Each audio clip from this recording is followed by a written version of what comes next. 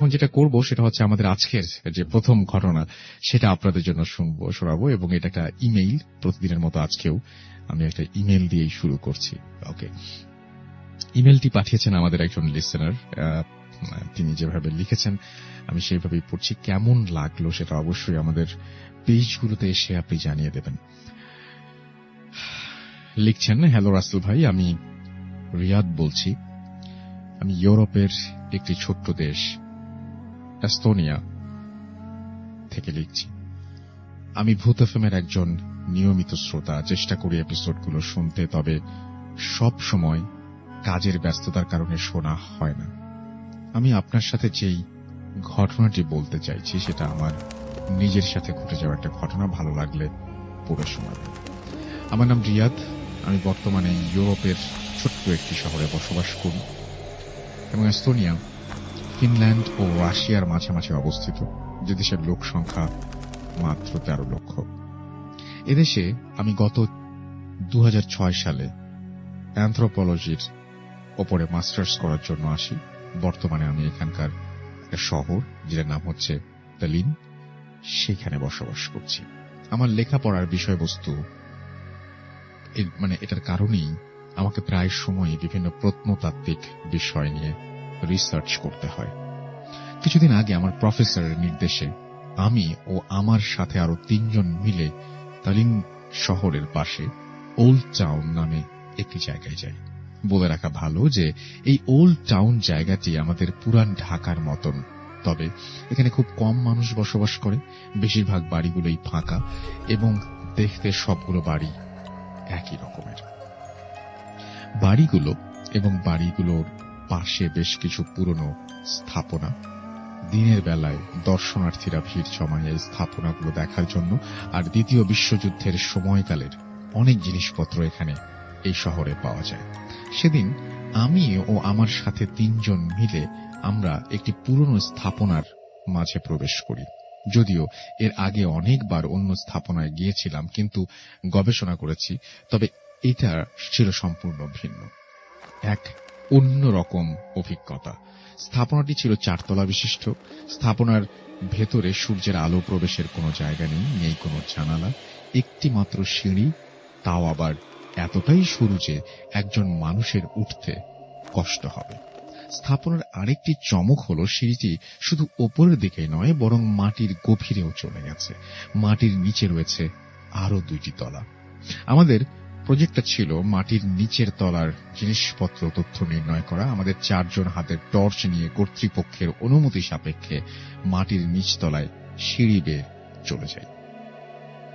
মাটির নিচে প্রথম তলায় কিছু পৌরাণিক জিনিসপত্র থাকলেও দ্বিতীয় তলায় কিছু চমকপ্রদ জিনিস ছিল। তার মধ্যে ছিল দ্বিতীয় বিশ্বযুদ্ধের সময়কার হামলা করা বোমার কিছু অংশ, মানুষের খুলি, কিছু ধাতব পাত্র ও ধাতবের তৈরি বড় বড় কলসির মতো। আমরা আমাদের ডিভাইস দিয়ে জিনিসগুলো পরীক্ষা করতে হঠাৎ একটি জায়গায় আমার চোখ আটকে যায়। একটি মরচে ধরা 4 কোণা ধাতব কৌটা, যেটার গায়ে কিছু একটা লেখা। যে লেখাটা কোনোভাবেই ওই মুহূর্তে লাইটের আলোয় পড়তে পারছিলাম না, কিন্তু কেন যেন আমার খুব আগ্রহ জন্মে সেই ধাতব কৌটাটির ওপর। হয়তো সেই ধাতব কৌটাটি অন্যান্য জিনিসগুলো থেকে কিছুটা ব্যতিক্রম ছিল, সেই কারণেই আমি ওই ধাতব কৌটাটি কর্তৃপক্ষের অনুমতি সাপেক্ষে ল্যাব টেস্ট করার জন্য আমার সাথে নিয়ে যাই, এবং ল্যাবে জমা দিয়ে আমি আমার বাসায় ফিরে আসি। সেদিন একটু রাত করেই ঘুমাই। ঘুমের মাঝে আমি একটি অদ্ভুত রকমের স্বপ্ন দেখতে পাই। স্বপ্নে আমি নিজেকে একটি জঙ্গলের মাঝে একটি লেকের পাশে দেখতে পাই, যেখানে আমি একটি কবরের সামনে দাঁড়িয়ে আছি। সকালবেলা ঘুম ভাঙার পর আমি কোনোভাবেই বুঝতে পারছিলাম না এরকম স্বপ্ন কেন দেখলাম। পরের দিন সকালের নাস্তা সেরেই হাতে একটা কফি নিয়ে ইউনিভার্সিটির দিকে চলে যাই। ল্যাবে গিয়ে আমি কৌটাটি খোলার চেষ্টা করি, এবং অনেক চেষ্টার পর ধাতব কৌটাটি অক্ষত অবস্থায় খুলতে সক্ষম হই।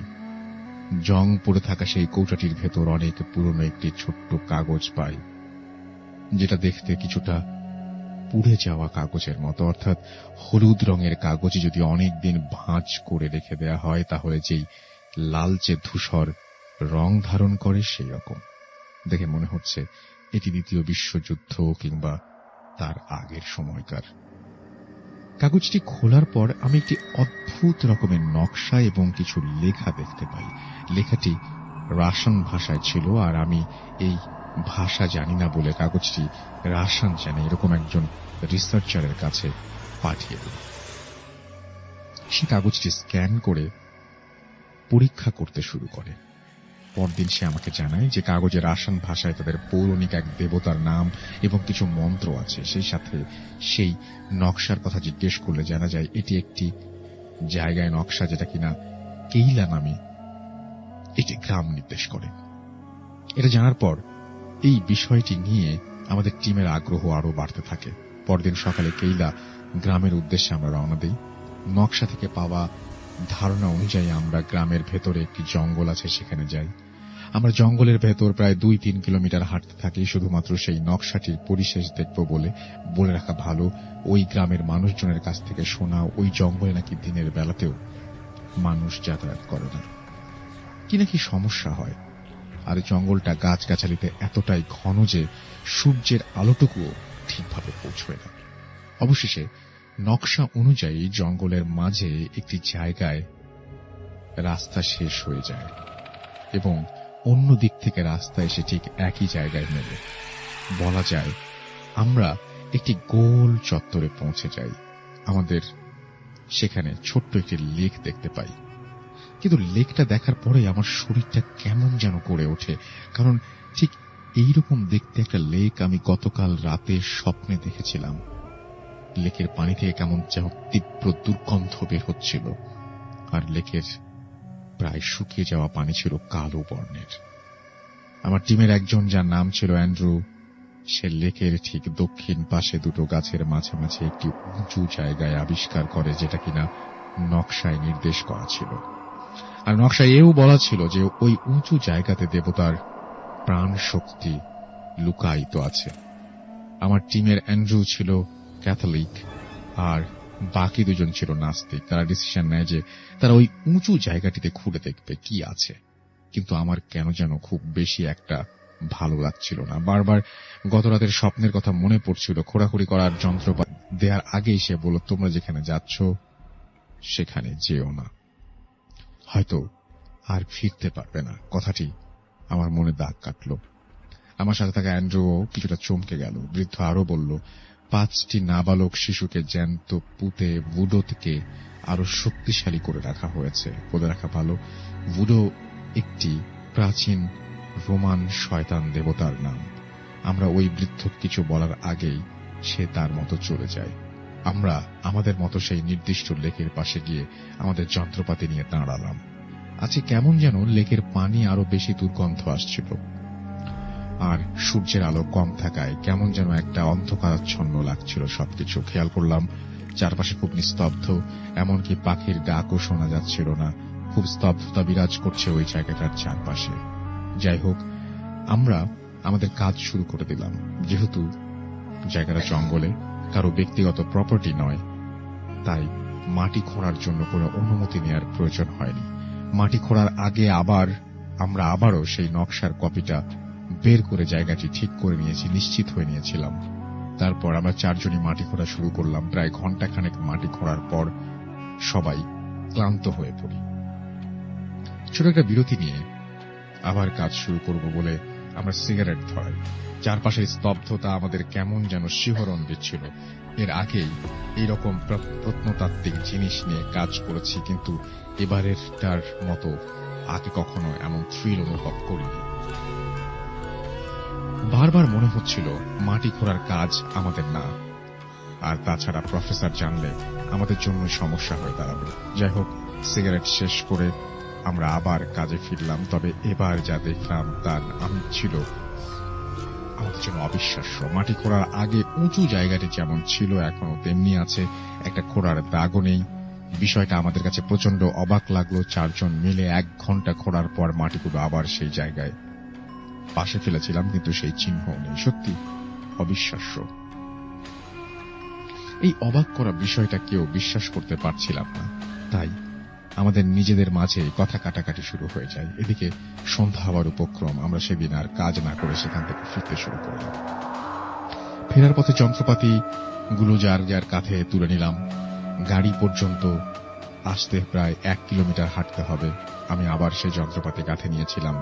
এখনো সেই যন্ত্রপাতি আমার কাঁধে নিয়ে আসছি, কিন্তু এবার কেন যেন আগের চেয়ে বেশি ভারী মনে হচ্ছিল। হাঁটার সময় আমার বারবার মনে হচ্ছিল কি যেন আমার ঠিক ঘাড়ের পেছনে নিঃশ্বাস ফেলছে, আর আমার ঘাড়ে প্রচন্ড ওজন অনুভব করছিলাম।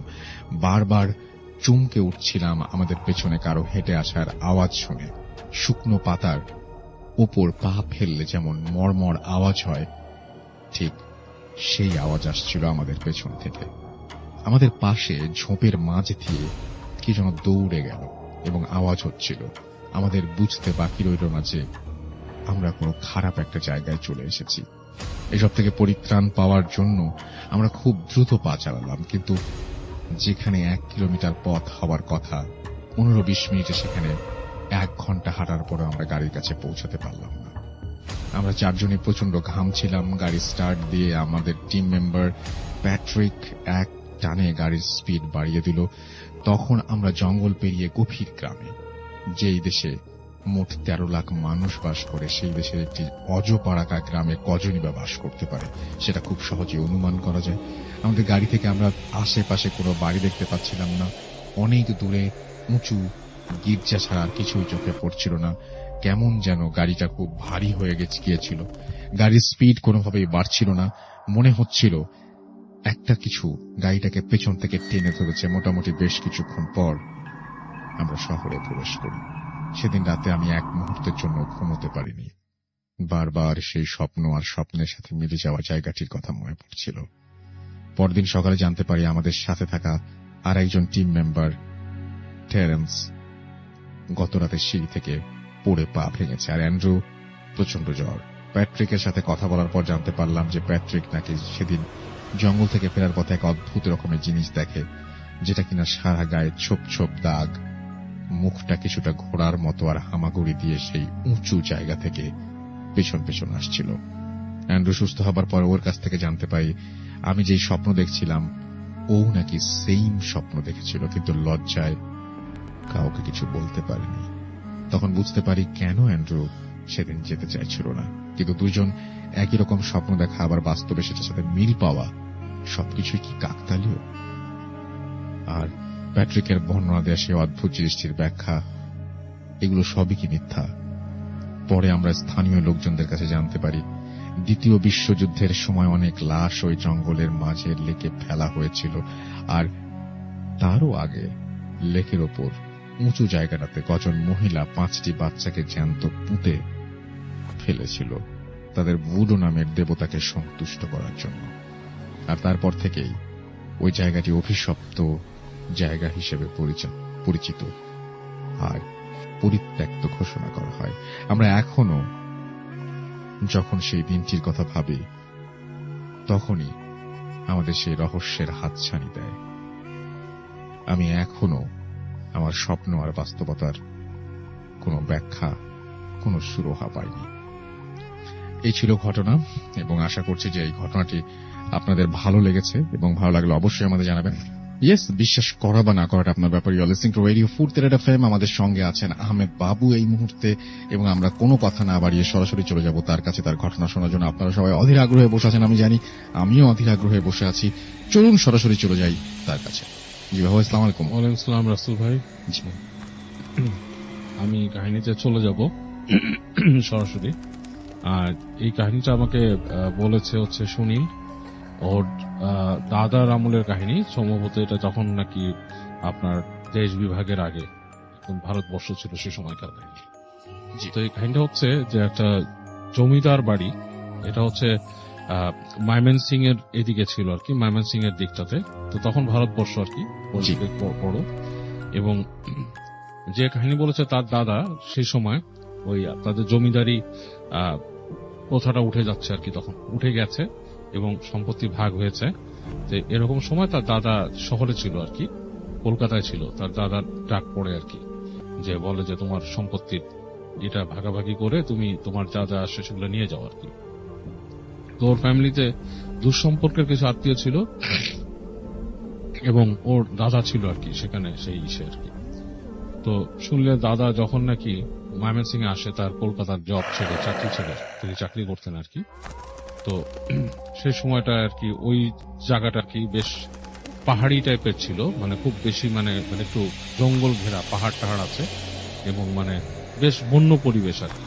এর মধ্যেই তার পুরুষদের জমিদারি ছিল এবং তারা ছিলেন বেশ অত্যাচারী টাইপের আর কি, অত্যাচারী টাইপের। এবং পরবর্তীতে আর কি তারা মানে যারা যিনি লাস্ট চলে যান আর কি এবং তার হিসাবটা করে যান, জি। তিনিও আর কি বেশ মানুষের রোষানলেই পড়েন আর কি, এরকম একটা অবস্থা ছিল। এবং অতীতে কিছু তাদের ফ্যামিলির কিছু মানুষকে মানুষ মেরেও ফেলছে, এরকম কিছু।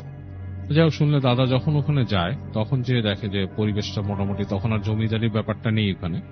তবে তার যে উকিল তিনি এবং তাদের যে ম্যানেজার ছিলেন তিনি ওই বাড়িটাতে তাকে নিয়ে যান আর কি, নিয়ে যে ওখানে রাখেন, দেখান বাড়িটা, বিশাল বাড়ি, এবং তার অন্যান্য যে জিনিসগুলো বুঝে নেওয়ার সেগুলো তাকে বোঝাতে থাকেন। এবং তার এক দুঃসম্পর্কের এক হয় আর কি, মানে যেটাকে বলে জেঠি বা সামথিং ছিল আর কি। তিনি তার সাথে সব কমিউনিকেশন এন্ড সবকিছু মেনটেন করতেন, কারণ তারই নাকি আরো কিছু মানে মানে ওনার দাদার যে জেঠি আর কি, তারই নাকি আরো কিছু মানে প্রাপ্য ছিল কিছু অংশে কি হিসাব কিতাবে আর কি। যাই হোক, তো ওনার সাথে ওনার কথাবার্তা বলা লাগে এসব ব্যাপারে। তো উনি ওখানে যাওয়ার পরে বেশ কিছুদিন কেটে যাওয়ার পরে ওনার যে বন্ধু, মানে ওর দাদার বন্ধু, শুনলে দাদার বন্ধু একটা চিঠি পায় ওর দাদার কাছ থেকে যে সে অসুস্থ আর কি। শুনলে দাদা যে সে অসুস্থ ছিল, জি। বেশ অসুস্থ হয়ে গেছে হঠাৎ করে। অসুস্থতার লক্ষণটা হচ্ছে, সে লিখছে তাকে চিঠিতে যে সে হঠাৎ করে জ্বালা পোড়া হয় তার, এবং তখন সে জ্বালা পোড়াটা এতটুকু হয়, শারীরিক জ্বালা পোড়া, সে কিছুই করতে পারে না, সে আপনার সব তার জ্ঞান হারিয়ে যায় আর কি, সে নিজের জ্ঞান থেকে বেরিয়ে যায়। জি। সে তার দাদার বন্ধুকে অনুরোধ করে তাকে ওখানে আসতে আর কি। তার দাদার যে ফ্রেন্ডটা থাকে সে খুব ক্লোজ একটা ফ্রেন্ড এবং তার সাথে অনেক কিছু শেয়ার করে, খুব ক্লোজ ফ্রেন্ড। তো সে তখন ওখান থেকে ইংল্যান্ডে যাওয়ার জন্য রেডি হচ্ছিল আর কি, বিদেশে যাবে পড়তে সেই সময়। তো সে সময় অনেকে আইন বিষয়ে পড়াশোনা করতে যেত আর কি। তো যাই হোক, তো ওই বন্ধু যখন নাকি এই চিঠি পায়, চিঠি পেয়ে তখন চিন্তা ভাবনা করে সে চলে আসে এদিকে বিভিন্ন ভাবে আর কি। তার আসার বর্ণনা নাই দিলাম, আসার বর্ণনা দিছিল, বাট সেটা আমি নাই দিলাম। জি।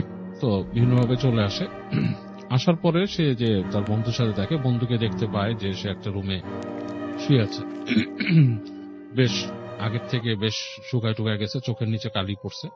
তো বলে, কি রে তুই এখানে আসলি, তোর মানে আরো সম্পদ পাবি, এটা সেটা কিছু ভালো কিছুর জন্য আসছিস, তোর এই অবস্থা কেন, তুই এখানে বিছনায় পড়ে গেলি? তো বলে যে ফ্রেন্ড, আসলে জিনিসটা হচ্ছে অন্যরকম। আমি এখানে আসার পর থেকে যে জিনিসটা আমি দেখি, প্রথম দিকে আমি যেটা দেখতাম সেটা হচ্ছে রাত্রেবেলা আমাকে একটু ডাকতো রুমের বাইরে, মানে রাত হয়ে গেলে যখন সবাই ঘুমায় যেত, ঘর বাড়ি অন্ধকার, তখন মনে হতো কেউ আমাকে ডাকতেছে নাম ধরে। তো নাম ধরে যখন ডাকতো, তা আমি আস্তে আস্তে প্রথম, মানে সে তার কাহিনী বলতেছে যে প্রথম যখন আমাকে নাম ধরে কেউ ডাকে, তখন আমি মনে করছি যে এই বাড়িতে আর কেউ আছে, যে নাকি বয়সে বড় এবং নারী কণ্ঠ আর কি। তো আমার জেঠি বা জেঠির কোনো পরিচিত কেউ, কিন্তু ডাকটা এমন ভাবে দেবে কেন, ডাকটা একটু বিকৃত টাইপের, লাইক মানে মানুষ স্বাভাবিক গলায় ডাকলে যেরকম সেরকম না, সেরকম করে দরজায় একটা নক হতো এবং তাকে ডাক দিত। তো সে প্রথম দিনই ওখানে উঠে বলে যে কি ব্যাপার, কে, কোনো রেসপন্স পায় না। গেট খুলে বাইরে যায়, করিডোর দিয়ে নেমে যায় তাদের যে সিঁড়ি থাকে, সিঁড়ি দিয়ে হেঁটে নামে নিচে। নামার পর নিচতলাতেও দেখে কোনো শব্দ নেই, হুটহাট, মানে চারিদিক কেমন মানে আপনার শুনশান নীরবতা, এবং মানে পুরো বাড়িটা মনে হচ্ছে খা খা করছে, কেউ নাই। তো প্রথম দিন এরকম সে দেখে উঠে আসে। এরপরে সে শব্দ শুনতে পায় তার জানলার নিচে, মনে হচ্ছে মানুষজন কথা বলছে। তো সে আপনার জানালার পর্দা সরায় নিচে উকি দেয়, উকি দিয়ে দেখে যে কিছু মানুষ মনে হচ্ছে যে আপনার ওখানে জটলা করছে। তো সে এটা দেখে, বাট কিউরিয়াসিটি মানে খুব একটা ফিল করে না। চিন্তা করে যে এখানে এখন কি করব, নিচে কে আলোচনা করতেছে, কি করতেছে, আমি তো এখানে ইউজ টু না। তো যেটার থেকে সে প্রথম অসুস্থ হয় সেটা হচ্ছে সে একদিন শুনতে পায় তার জেঠি, যে তার যে জেঠি যাকে ডাকছে জি বাইরে এসে, এবং 2-3 বার করে ডাকছে, এবং ডাকার পরে সে ওই ডাকে সাড়া দেয়, সাড়া দিয়ে আপনার আস্তে করে গেটের বাইরে আসে, এসে দেখে জেঠি ঠিক ওই গেটে না, বেশ দূরে দাঁড়িয়ে আছে, জি ওনার হাতে একটা লণ্ঠনের মতো উনি দাঁড়িয়ে আছে, ওনাকে আস্তে আস্তে ডাকে হাত দিয়ে, মানে কোনো কিছু দেখাবে এরকম কিছু। তো উনি পিছে পিছে যায়, যে সিঁড়ি দিয়ে নামে, সিঁড়ি দিয়ে নামার পর ওনাকে হেঁটে ওখানকার একটা দরজা আছে, সেই দরজাটা খুলে ভিতরে ডাকে। তো উনি দরজা খুলে ভিতরে যায়, দেখে সিঁড়ি নেমে গেছে, নিচের দিকে সিঁড়ি নেমে গেছে, এবং বেশ একটা মানে ইসের মতো করিডোর টাইপের সিঁড়ি, এবং ওই নিচে যে জেঠি দাঁড়িয়ে আছে লণ্ঠন নিয়ে, সেটার আলো জি মানে কেঁপে কেঁপে আসছে উপরে, বেশ মানে একটা হরিবল একটা জিনিস। তো উনি তারপরও কিছু চিন্তা করে উনি পেছনে পেছনে যায়।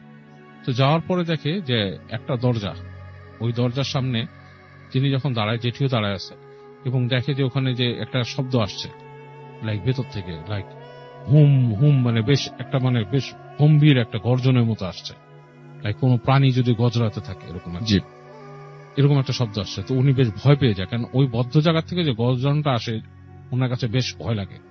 এবং এই পর্যায়ে দেখে ফট করে ওই আলো লণ্ঠন যে থাকে জেঠির হাতে, হুম সেটা নিভে গেছে। আচ্ছা তো উনি ডাকতে থাকে জেঠিমা জেঠিমা, এরকম করে ডাকে, দেখে কোনো সাড়া নেই, এবং ওই গর্জন যেটা হচ্ছে, গর্জনটা আরো লাউডার হচ্ছে ওই জায়গায়। আচ্ছা উনি ব্যাক করে আসতে যায়, ব্যাক করে আসতে যায় দেখে দরজা লাগানো, মানে যেই সিঁড়ির গোড়ায় যে দরজাটা সেটা লাগানো। তো উনি অনেক দরজা নক করে চিৎকার করে, মানে মানুষের নাম ধরে ডাকে, কেউ আসতেছে না। জি এবং এক পর্যায়ে গর্জনটা এমন ভাবে মানে ওনাকে এফেক্ট করে যে ওনার মনে হয় মাথার মধ্যে কিছু আসতেছে, এবং মনে হচ্ছে যে কোন একটা ভয়ঙ্কর প্রাণী ওই সিঁড়িতে উঠে আসবে। হুম তো ওই অবস্থায় উনি জ্ঞান হারায় ফেলে। জ্ঞান হারায়, তো ওনার কতক্ষণ জ্ঞান হারালো ছিল উনি জানে না, বাট ওনার যখন জ্ঞান ফেরে তখন দেখে যে উনি ওনাকে ঘাটে শোয়ানো, মানুষজন আশেপাশে আছে, জিজ্ঞেস করে কি হয়েছে, তখন বলে যে আমি এরকম এরকম দেখছি। তো সবাই শুনে, সবাই একজন আরেকজনের চেহারার দিকে তাকায়, মুখ চাওয়াচাই করে, কিন্তু কেউ কিছু বলে না, বলে আপনি দুঃস্বপ্ন দেখছেন কোনো, জি আপনাকে আমরা এখানেই পাইছি ভিতর সিঁড়ির গোড়ায়, এবং আপনি প্রায় একদিন অচেতন ছিলেন। তো এরকম বলার পর যেটা হয় যে সে শুয়ে থাকে, নর্মালি বসে থাকে, শরীরটা খারাপ। তো হঠাৎ হঠাৎ তার যেটা হয় যে গা জ্বালা পোড়া করে, গা জ্বালা পোড়া করতে করতে প্রচন্ড মনে হয় গায়ে কেউ আগুন ধরায় দিচ্ছে, এবং এই যন্ত্রণা সহ্য না করতে পেরে উনি বেহুশ হয়ে যায়। হুম তখন উনি দেখে যে এখানে তো ওনার কেউ নাই, উনি যে ফেরত চলে যাবে সেটাও উনি ওনার জেঠিমাকে জানান যে আমি চলে যেতে চাচ্ছি কলকাতায়, আমি পরে এগুলো আমার শরীরে, কিন্তু ওনার যে শরীরের অবস্থা যাওয়ার মতো না। আচ্ছা এই কারণেই উনি ওনার বন্ধুকে চিঠি লিখছে।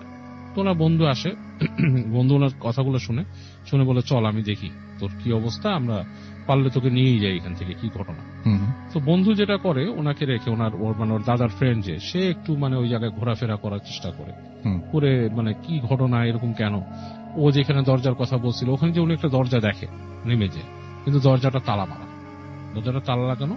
ওনার জেঠিকে উনি জিজ্ঞেস করে যে এরকম কিছু হয়েছিল, আপনি কি রেখে, বলকে না কিভাবে, এটা কি সম্ভব, আমি ওকে কেন নিয়ে যাব। তখন বলে যে এটার নিচে কি আছে, দরজা বলে এটার নিচে কি আছে এটা আমিও জানি না, এটা হচ্ছে ওর মানে তারও দাদাদের সময়কার জিনিস, এখানে টর্চার সেলও আছে হুম নিচে, যেখানে বিভিন্ন টর্চার সেল হতো। তারপর ওখানকার আপনার ওই ওদের যে নাচের নৃত্যশালা, বলরুম যেটা, ওইটাও আছে ওখানে, বলে এই দরজা দিয়ে অনেক জায়গায় যেতে হয়। জি তো ওনার বন্ধুর খুব কিউরিয়াসিটি জাগে ব্যাপারটা নিয়ে, উনি বলে জেঠিমা আমাকে কি আপনি চাবি ম্যানেজ করে দিতে পারবেন, বলে না এই গেটের চাবি এখানে নাই, আপনি ম্যানেজারের সাথে কথা বলেন, উনি যদি আপনাকে কোনোভাবে ব্যবস্থা করে দিতে পারে। হুম তো উনি যান ম্যানেজারের সাথে, অনেক রিকোয়েস্ট করেন, বলেন যে আমাকে চাবি দেন, আমি দেখতে চাই কি ঘটনা, ওর কি হলো, আর ও কেন এরকম অসুস্থ হচ্ছে। তো এটারও কোনো মানে আসলে ম্যানেজার কিছু বলে না। তো ওনাকে যেটা করে, একদিন এরকম উনি বসে আছে, তা এক জায়গায় ওই বসে, ছোট্ট একটা দোকান ওখানে, সেখানে ওই সময়কার সময় গরুর দুধের চা তৈরি হতো আর কি। তো উনি ওখানে বসে বসে বাইরে গ্রামের একটা এসে গুড়ের চা খাচ্ছে আর কি। তো এই সময় ওই বাসার একজন ভৃত্য, জি খুব বয়স্ক, সে এসে বলে যে বাবু আপনার সাথে একটু কথা বলতে চাই। জি তো উনি বলে যে কি ব্যাপার, কি নিয়ে কথা বলবো, বলে যে আমি ওই যে ওই বাবুর, বাবু ওই যে বাবু যে আছে ওনার যে অসুস্থতা, উনি যে অসুস্থ কেন আপনাকে আমি বলতে চাই কি হয়েছে। তো বলতেছে কি ব্যাপার, বলে যে ব্যাপার হচ্ছে যে ওনাদের এই বাড়ির সম্পত্তি নিয়ে অনেক ব্যাপার আছে, ওনার জ্যাঠার ছেলেরাদেরও অনেক আগ্রহ, ওনারা খুব অত্যাচারী ছিলেন। আচ্ছা তো সম্ভবত ওনার জেঠিমা অনেক জানে, মানে জাদুটোনা জানে, হুম জাদুটোনা করছে। আর ওই যে যে আপনি যে রুমে ঢুকতে চান যেখানে ঢুকতে মানে উনি যে ভয় পাইছে বলতেছে, ওখানে কিন্তু উনি আসলেও ঢুকছে। কারণ ওইখানে কিন্তু ঢুকে ওনার জেঠিমা মাঝে মাঝে আপনাকে মিথ্যা বলছে যে ওখানে ঢুকে না। হুম। বলে আপনি আমাকে কেন বলে দিচ্ছেন এগুলো? বলে আমি ওনার ভালো চাই, উনি তো এগুলোর সাথে জড়িত না, উনি কিছুই জানে না, উনি আসছে ওনার হিস্সা নিয়ে যেতে এখান থেকে, আর তো কিছু না। রাইট। কিন্তু এখানে এরকম হয়, ওইখানে একসময় ওখানে অত্যাচার করতে ওখানে বাঘ পালতো উনি, একদম অন্ধকার কুঠুরির মধ্যে বাঘ রাখতো উনি, এবং ওই বাঘের মুখে ওনার যাকে মানে মৃত্যুদণ্ড দেওয়া করতো ঠেলে দিত, বাঘের মুখে ঠেলে দিত উনি। আচ্ছা। এছাড়াও অনেক টর্চার সেল ছিল, নর্তকীদেরকেও ঠেলে দিত, এরকম ব্যাপার আচ্ছা। আছে। তো উনি বলে তাহলে আমার তো ওখানে ঢোকা দরকার, বলে ওটা ম্যানেজারের রুমে চাবি আছে, আপনি চাইলে যে দেখতে পারেন ওখানে কি আছে। হুম।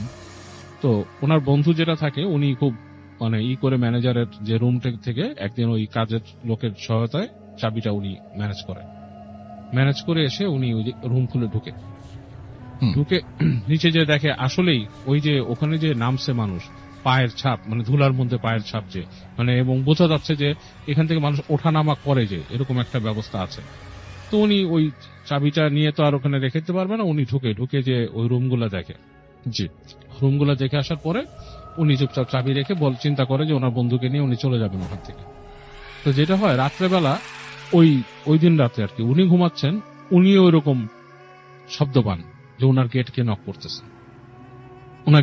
করতেছেন। জি। তো উনি ওই নক শুনে উনি উঠে আস্তে আস্তে করে ফলো করে আসেন। কিন্তু উনি যেটা দেখেন যে ওনার রুম নক করছে আসলে কোনো না আর কি, মানে ওই চাচি বা কেউ করেননি, ওই রুম নক করছে কাজের লোকটা, এবং ওনাকে আস্তে আস্তে ফিসফিস করে বলেন যে ওই যে দেখেন। তো উনি দেখে যে ওই যে লণ্ঠন হাতে ওই যে জেঠি থাকে, উনি হেঁটে হেঁটে ওই রুম দিয়ে যাচ্ছেন দরজা দিয়ে। তো উনি ওইটার সাথে ফলো করে ঢুকেন ভিতরে আস্তে আস্তে। ওই জেঠি যায়, উনি আস্তে আস্তে করে পাটি পিটি ওখানে যাওয়ার পরে দেখেন দূর থেকে একটা ঘরের ভেতর থেকে খুব আলো মানে বাড়ছে নিমছে এরকম কিছু আর কি। তো উনি যে আস্তে করে উকি দেন, ওখানে উকি দেওয়ার পর দেখে যে ওখানে একটা অগ্নিকুণ্ডর মতো জ্বালানো, ছোট্ট একটা অগ্নিকুণ্ড, সেখানে ওই জেঠি কি দিচ্ছে এবং উনি মন্ত্র পড়তেছে। তাকে কথা বলে যে তুমি আমাকে কি কোনো ব্যবস্থা করে দিতে পারবা এখান থেকে চলে যাওয়ার জন্য? সে বলে আমি আপনাদের চলে যেতে দিতে পারবো, কিন্তু একটা ব্যবস্থা করতে পারবো, কিন্তু আমাকে কিন্তু এটার জন্য ক্ষতি হবে। তো বলে যে আপনার ক্ষতি হবে, কিন্তু আমাদেরকে বের করে দেন, আমরা তো এখানে সমস্যায় পড়ব। এটা বলার পরে ওই লোক ওনাদেরকে মানে ওই একটা পথ বলে যে এদিক থেকে এরকম সকালবেলা বের হয়ে দিকে চলে যাবেন, দিক থেকে চলে গেলে মানে আপনারা মোটামুটি সমস্যার থেকে বের হয়ে যাবেন। কিন্তু এই পথটা সোজাসুজি এদিক দিয়ে যায় নাই, এটা গ্রামের ভেতর দিয়ে ঘুরে গেছে। তো উনি ওই দিক থেকে বের হন সকালবেলা, ওইরকম কথা, বন্ধু কাউকে চোখে মানে কাউকে যখন কেউ দেখে না এরকম সময় বের হয়ে যায় বন্ধুকে নিয়ে। তো যেতে রাস্তার মধ্যে তখন একটা সময় বিকালের মতো হয়ে যায় আর কি, বিকালের মতো হয়ে যায়। তো তখন উনি আবার ভয় পায় যে যদি কোনো ক্ষতি হয় বা কিছু। এর মধ্যে ওনার বন্ধু অনেকবার বলছে তার গা জ্বালা পোড়া করতেছে, অনেক কিছু এরকম হচ্ছে। তো উনি ঘুরতে উনি মানে দিশা পায় না কি করবে, আশেপাশে কোথাও যাওয়ার মতো জায়গা নেই। তো ওখানে কাছে দেখে যে ওখানে যে একটা গ্রামের মধ্যে ছোট্ট একটা টিনের ঘরের মতো একটা মসজিদের মতো করে রাখছে। তো ওইখানে দেখে যে খুঁজে দেখে তাকায় দেখে যে ওইখানে একজন মৌলানা সাহেব আছেন। তো উনি যে তাকে বলেন যে আমাদেরকে একটু হেল্প করেন, আমরা আপনার ধর্মের না, কিন্তু আমাকে একটু হেল্প করেন। কি বলে যে এরকম আমার বন্ধু এরকম সমস্যা পড়ছে, সে মানে উনি বলেন না কোন জমিদার বাড়ি বা কি, এটা বলেন না, বলে যে এরকম সমস্যায় পড়ছে, তাকে এরকম মনে হয় কালো জাদু করা হয় এই সেই। তো মৌলানা সাহেব বলে অবশ্যই, বলে আপনি কি আমাকে সাহায্য করবেন? তো বলে যে হ্যাঁ অবশ্যই করবো, কেন করবো না। কারণ তাদের ওই সময় আরো ব্যাপারটা আরো কঠিন ছিল, মানে তাদের মানে ধর্মীয় ব্যাপারটা এতটাই ছিল, মানে এক একজনের বিলিফটা কেউ কারো কাছে আর কি খুব যেতে চাইতো না। তো মৌলানা সাহেব বলে অবশ্যই করবো, আপনি আপনার বন্ধুকে বসান। উনি নিয়ে এক জায়গায় বন্ধুকে বসানোর পরে উনি তার বন্ধুকে একটা পানি নিয়ে আসেন, এরকম মটকির মধ্যে পানি নিয়ে আসেন, বলে যে এটা হচ্ছে বড়ই পাতার পানি, বড়ই পাতা ভিজানো, এটা হচ্ছে সবচেয়ে পবিত্র পানি হয়, বড়ই পাতা ভিজায় যে পানিটা হয় সেটা হচ্ছে পবিত্র পানি। তো বড়ই পাতার গুণ অনেক, এটা দিয়ে তাকে আপনি গোসল করান, আপনার বন্ধুকে গোসল করান। তো এটা দিয়ে ওইদিকে উনি কিন্তু পুরো নেদায় গেছে বন্ধুটা, ওই যে ঈশের দাদা। তো ওনাকে ওইটাতে গোসল করানোর পরে মৌলানা সাহেব ওনাকে ঝাড়া শুরু করে এবং ওই প্রত্যেকটা ঝাড়ার সময় উনি চিৎকার চেঁচামেচি করতে থাকেন। তো এক সময় তার মুখ দিয়ে কথা বের হয় যে তার উপরে একটা জিন চালান করে দিয়েছিল ফরেস্ট করে, এবং ওই জিন তাকে আস্তে আস্তে মেরে ফেলার ছিল। তো মৌলানা সাহেব অনেক কামেল ছিলেন, উনি করে জিনকে সরায় দেন এবং তার শর্তই থাকে, বলে যে তুমি একজন মানুষ, সে যেটাই হোক সে মানুষ, তুমি তাকে ক্ষতি করতে পারবে না। হ্যাঁ, সে বিশ্বাসী মানুষ, সে সৃষ্টিকর্তাকে বিশ্বাস করে, অনেক কিছু বলে তারপর থেকে সরায় দেয়। এবং তাকে বলেন যখন জিনিসটা শেষ হয়, ওনার প্রসিজার শেষ হয়ে যায়, তখন বন্ধুকে বলেন যে আপনি জানি না আপনি কতটুকু বিশ্বাস করবেন, আমি আপনাকে, তো আপনার অন্য ধর্মের মানুষ, আপনাকে আমি বলতে পারি না যে দোয়া পড়েন বা এটা সেটা, বাট আপনাকে আমি পানি দিতে পারি, পানিটা আপনার বন্ধুকে খাওয়াবেন। আর অবশ্যই অবশ্যই আপনি সত্যির পথে থাকবেন, আপনার বন্ধু বিশ্বাসী, এটা আমি জানি, বুঝতে পারছি, তাকে দেখি সৃষ্টিকর্তাকে সে বিশ্বাস করে, এবং এই জিনিসটা সে আরো আলোচনা করুক, আরো চিন্তা ভাবনা করুক, সে যাতে এই দিকেই ফোকাস থাকে সবসময়। পানিটা খেতে বলবেন, এইভাবেই করবেন। তো খাওয়াই দিয়ে অনেক কষ্ট মৌলানা সাহেব ওনাদেরকে বলে দেয় কিভাবে নদী পার হয়ে যেতে হবে, ওখান থেকে কিভাবে চলে যেতে হবে। তো ট্রাই করে অনেক কষ্টে শেষে সে তাকে কলকাতায় নিয়ে আসে। তো কলকাতায় নিয়ে আসার পরে ওনার কিন্তু অনেক কমে যায়, ওনাকে পানি দিছে, ওই ধরনের প্রবলেম গুলো ওনার মধ্যে আর হয় না। এবং পরবর্তীতে উনি মানে অনেক আরো স্টাডি করার পরে উনি মানে ধর্মের প্রতি সম্পূর্ণ বিশ্বাস নিয়ে আসেন, বিশ্বাসে একদম ধার্মিক হয়ে যান। এবং উনি কিন্তু ওনাদের ওই সম্পত্তির অংশগুলোও আস্তে ধীরে পরবর্তীতে পান। কিন্তু এখানে দেখা গেছে ওনার যে জেঠি ছিলেন, তিনি অনেক কিছুই ওনার আত্মসাৎ করে ফেলছিলেন সম্পত্তির থেকে। এটাই ছিল কাহিনী। থ্যাংক ইউ সো মাচ বাবু ভাই আপনার ঘটনার জন্য। আমরা আবার আপনার কাছে ফিরে আসবো। আমরা এখন যেটা করবো সেটা হচ্ছে ঝটপট করে একটা বিরতি নিয়ে নিব এবং তারপরে আবারও ফিরে আসবো হাফেজ মাইনুদ্দিন ভাইয়ের কাছে। সেই পর্যন্ত আমাদের সঙ্গে থাকুন। ছোট্ট বিরতি। জি মাইনুদ্দিন ভাই। আসসালামু আলাইকুম ভাইয়া। জি ওয়ালাইকুম আসসালাম। আমি আজকে যে ঘটনাটা শেয়ার করব সেটা ঢাকার নবাবগঞ্জ। এই ঘটনাটা একটি ভবনকে নিয়ে। ভবনটা খুব ভয়াবহতরে। ভবনটি 7 তলা আমাদের এখানে, এবং পুরো ভবনটি সিসি ক্যামেরা দ্বারা নিয়ন্ত্রিত। সেইখানে ভবনটির যেগুলো সমস্যা, বেশ 5-7 বছর ধরে এই ঘটনাটা চলতেছে এবং সমস্যাটা চলতেছে। সিকিউরিটি গার্ড নিয়ে, সেই সিকিউরিটি গার্ড জব নেয় কিন্তু 2-4 দিনের বেশি থাকতে পারে না, এবং যখন সে চলে যায় তখন বাড়িওয়ালাকেও কিছু বলে যায় না, এমনিতেই মানে কোনো কিছু না বলেই লুকিয়ে চলে যায়, পালিয়ে চলে যায়, কিচ্ছু বলে না। তো বেশ এরকম ভাবে অনেক দিন ধরে চলতেছিল যে সিকিউরিটি গার্ড রাখা হয় একের পর এক, কিন্তু কেউ আজও পর্যন্ত মাসখানেক কেউ ডিউটি করতে পারেনি, সপ্তাহখানিকও না। 2-4 দিন পরেই অসুস্থ পরেই লুকিয়ে চলে যাওয়া। এরপর একটা যে সমস্যাটা, গৃহকর্মীর যারা কাজের বুয়া, ওরাও ঠিক মতো এখানে থাকতে পারে না, এবং বাড়িওয়ালা ব্যতীত ওইখানে ভাড়াটিয়াদের যে গেস্ট আসে, মেহমানগুলো আসে, তারা একটা রাত থাকতে পারে, এরপরের দিন আর থাকতে পারে না। সেটাও তারাও খুব বিপদ মানে ভয় ভীতু পায়।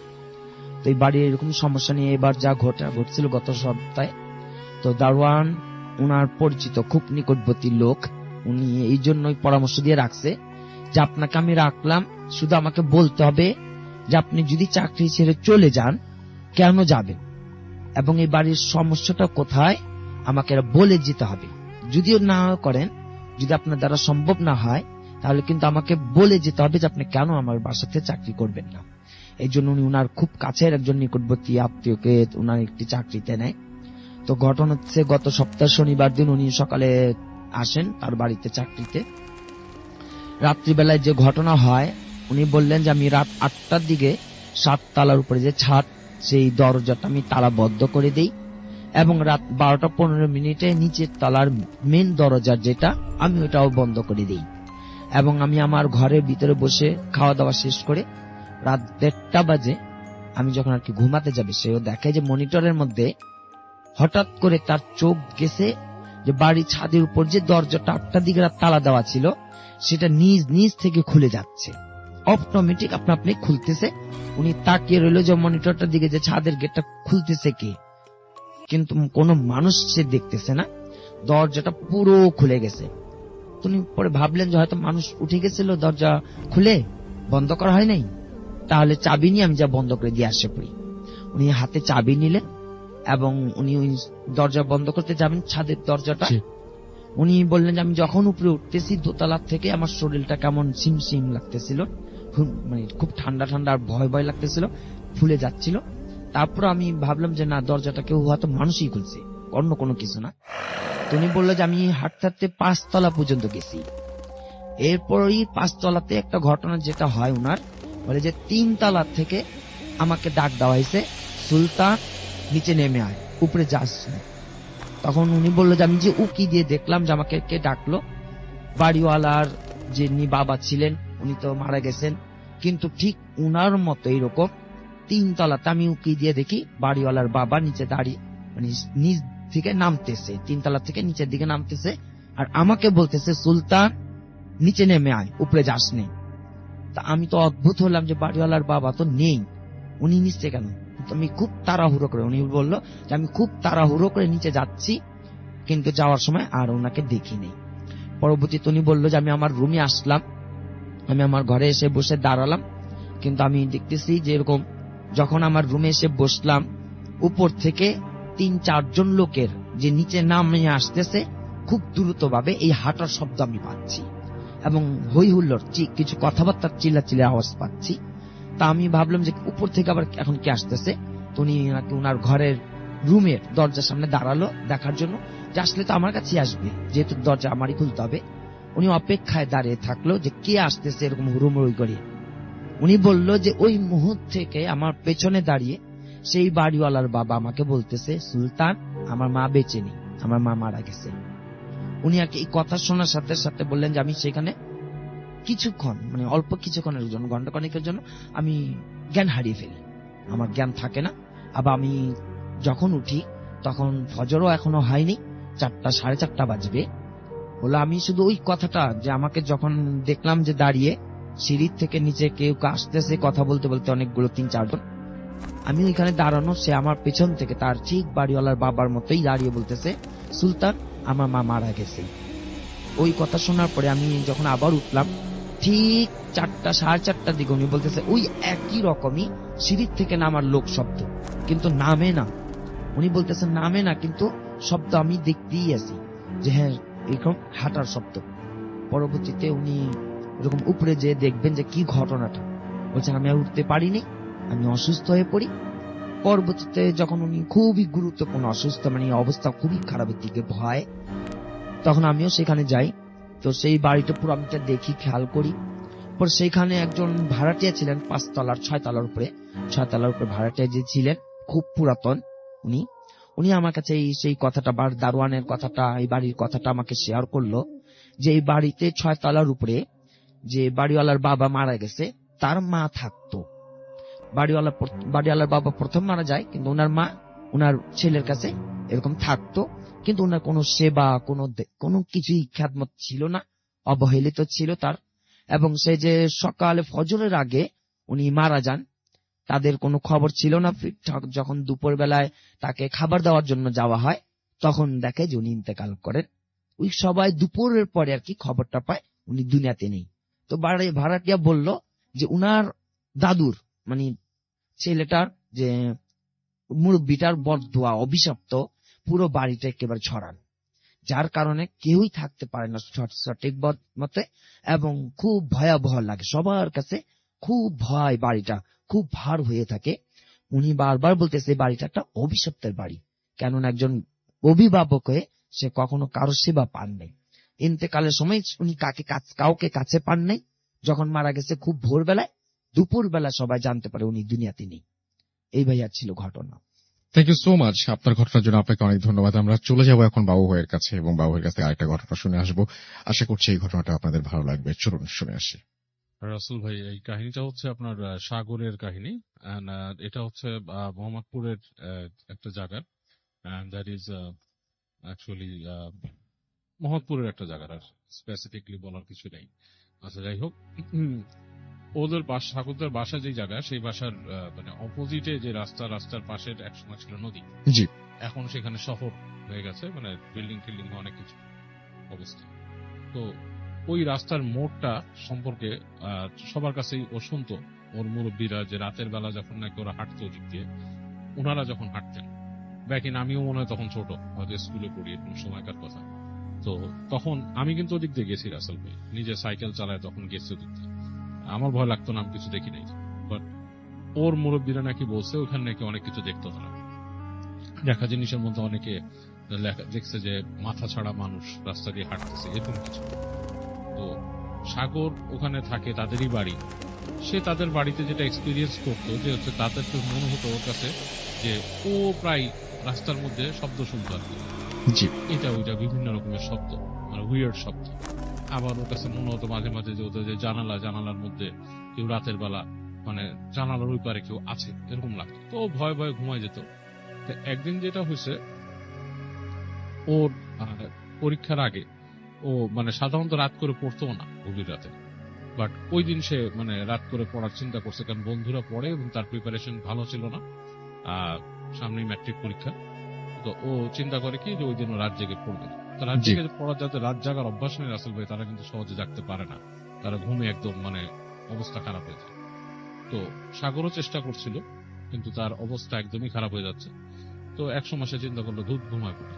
তো রাত তখন 1টা-1:30 বাজে, বেশি বাজে নেই। তো রাত তখন ওই জায়গাও যে খুব একটা জায়গা যে কোয়াইট হয়ে যায়, এখন তো ঢাকা 1টা-1:30টার দিকে খুব একটা কোয়াইট হয় না, তো তাও কিছুটা হয়ে গেছে। জি তো এই অবস্থায় ও মানে রুমের লাইটটা নিভায় দেয়। তো তখন দেখে যে হালকা মানে গুড়ি গুড়ি বৃষ্টি পড়তেছে। তো ঘুমানোর সময় জাস্ট চোখের যে এক কোণা দিয়ে সে দেখে যে কুকুর হাঁটতেছে রাস্তা দিয়ে, স্ট্রিট ল্যাম্পের আলো জি পড়ছে নিচে। তো ওর যেটা আই ক্যাচিং হয়তো চোখ সরে যেত, দেখে যে স্ট্রিট ল্যাম্পটা ফ্লিক করে 2বার। ফ্লিক করার পর কুকুরগুলা মনে হলো কেমন যেন একটু নড়াচড়া বেশি করলো। একসময় স্ট্রিট ল্যাম্পটা বন্ধ হয়ে গেল, জি এবং বন্ধ হওয়ার আগে দিয়ে এসে দেখলো কুকুরগুলা শেপ শিফট করলো, মানে তাদের শেপ চেঞ্জ করলো। যখন আলোটা নিভে গেল ঠিক ওই মুহূর্তে কুকুরগুলো মনে হলো যে বসার থেকে মানুষ হয়ে গেল, দাঁড়ায় আচ্ছা দাঁড়ায় পড়লো, মানে দাঁড়ায় মানুষ হয়ে গেল, লাইক মানুষের শেপ হয়ে গেল। এবং এই লাইট নিভাতে সে কিন্তু মানুষ পুরা দেখে নাই, বাট সে দেখছে মানুষের শেপের হয়ে গেছে। এখন ও একবার ভাবলো এটা কি লাইটের খেলা। তার কিন্তু ঘুম তখন ঠাস করে চলে গেছে মাথার থেকে, যে আলো আধারি অনেক সময় খেলা খেলে মানুষের মধ্যে, ছায়ার খেলা, লাইট অ্যান্ড শ্যাডো। তো একবার ভাবলো সেরকম কিছু কি। পরে সে ভাবলো না, সে দেখলো যে ওই লাইট নিভে যাওয়াতেও দূর থেকে আলো আসতেছে, এবং ওই মানে ওই জায়গাটা বোঝা যাচ্ছে, এবং মানে বৃষ্টির সাথে কিছুটা আলোকিত। এর মধ্যে বৃষ্টির সাথে হালকা বাতাসও যাচ্ছে, হুম বাতাসও বইতেছে। তো ভালো মতন খেয়াল করে দেখলো যে দূর দিয়ে মনে হচ্ছে 3টা লম্বা লম্বা ছায়া, এবং এই লম্বাগুলা প্রায় সাধারণ মানুষের হাইট না, 8-9 ফিট এরকম হবে, উঁচু উঁচু হাঁটতেছে। একবার এই পাশে আসে, মানে কাছে আসে, আবার যখন আলোর কাছাকাছি চলে আসে আবার ওদিকে চলে যায়, জি ঠিক ওই জায়গাটাতেই সার্কেল করতেছে। তো ওর জায়গা দিয়ে না, ও যতটুকু দেখতে পাচ্ছে ও ভাবছে যে আমি যদি আমাদের ঠিক উপরেই ছাদ, ওরা থাকতো 6 তলায়, আমি ঠিক উপরেই ছাদে যদি উঠি, তাহলে আমি আরো জিনিসটা আরো সুন্দর দেখতে পাবো, ভালো মতন দেখতে পাবো। পুরা ঘুম কিন্তু গন। সে করে কি, আস্তে করে উঠে যায় সে, মানে ওই হেঁটে হেঁটে মোবাইলটা নেয়, মোবাইলটা নিয়ে আস্তে আস্তে সিঁড়ি ঘরে বের হয়। সিঁড়ির দরজা যখন খুলে, তখন সে শুনতেছে যে তাদের যে ছাদের যে গেটটা ঠিক উপরে, ইমিডিয়েটলি উপরের তলায় একটা লোহার গেট আর কি ছাদে, ওইটা ঠাস ঠাস নিয়ে ঠাস ঠাস করে বাড়ি খাচ্ছে, কিন্তু ওই দরজা কিন্তু লাগানো থাকে রাতের বেলা, দারোয়ান তালা মেরে দেয়। তো ও চিন্তা করলো ছাদের দরজা খোলা, আবার দেখে যে ঠান্ডা বাতাস একটা আসতেছে, সিঁড়ি দিয়ে যাচ্ছে, বৃষ্টি হালকা পড়তেছে এই সময়। তো তারপরও খুব অ্যাডভেঞ্চারাস মাইন্ডে বা কিউরিয়াস মাইন্ডে দরজাটা লাগায়, ফ্ল্যাটের দরজাটা লাগায়। যখন সিঁড়ির কাছে উঠে, যখন দরজাটা দিয়ে ঢুকবে, দেখে দরজাটা হালকা ভেজা।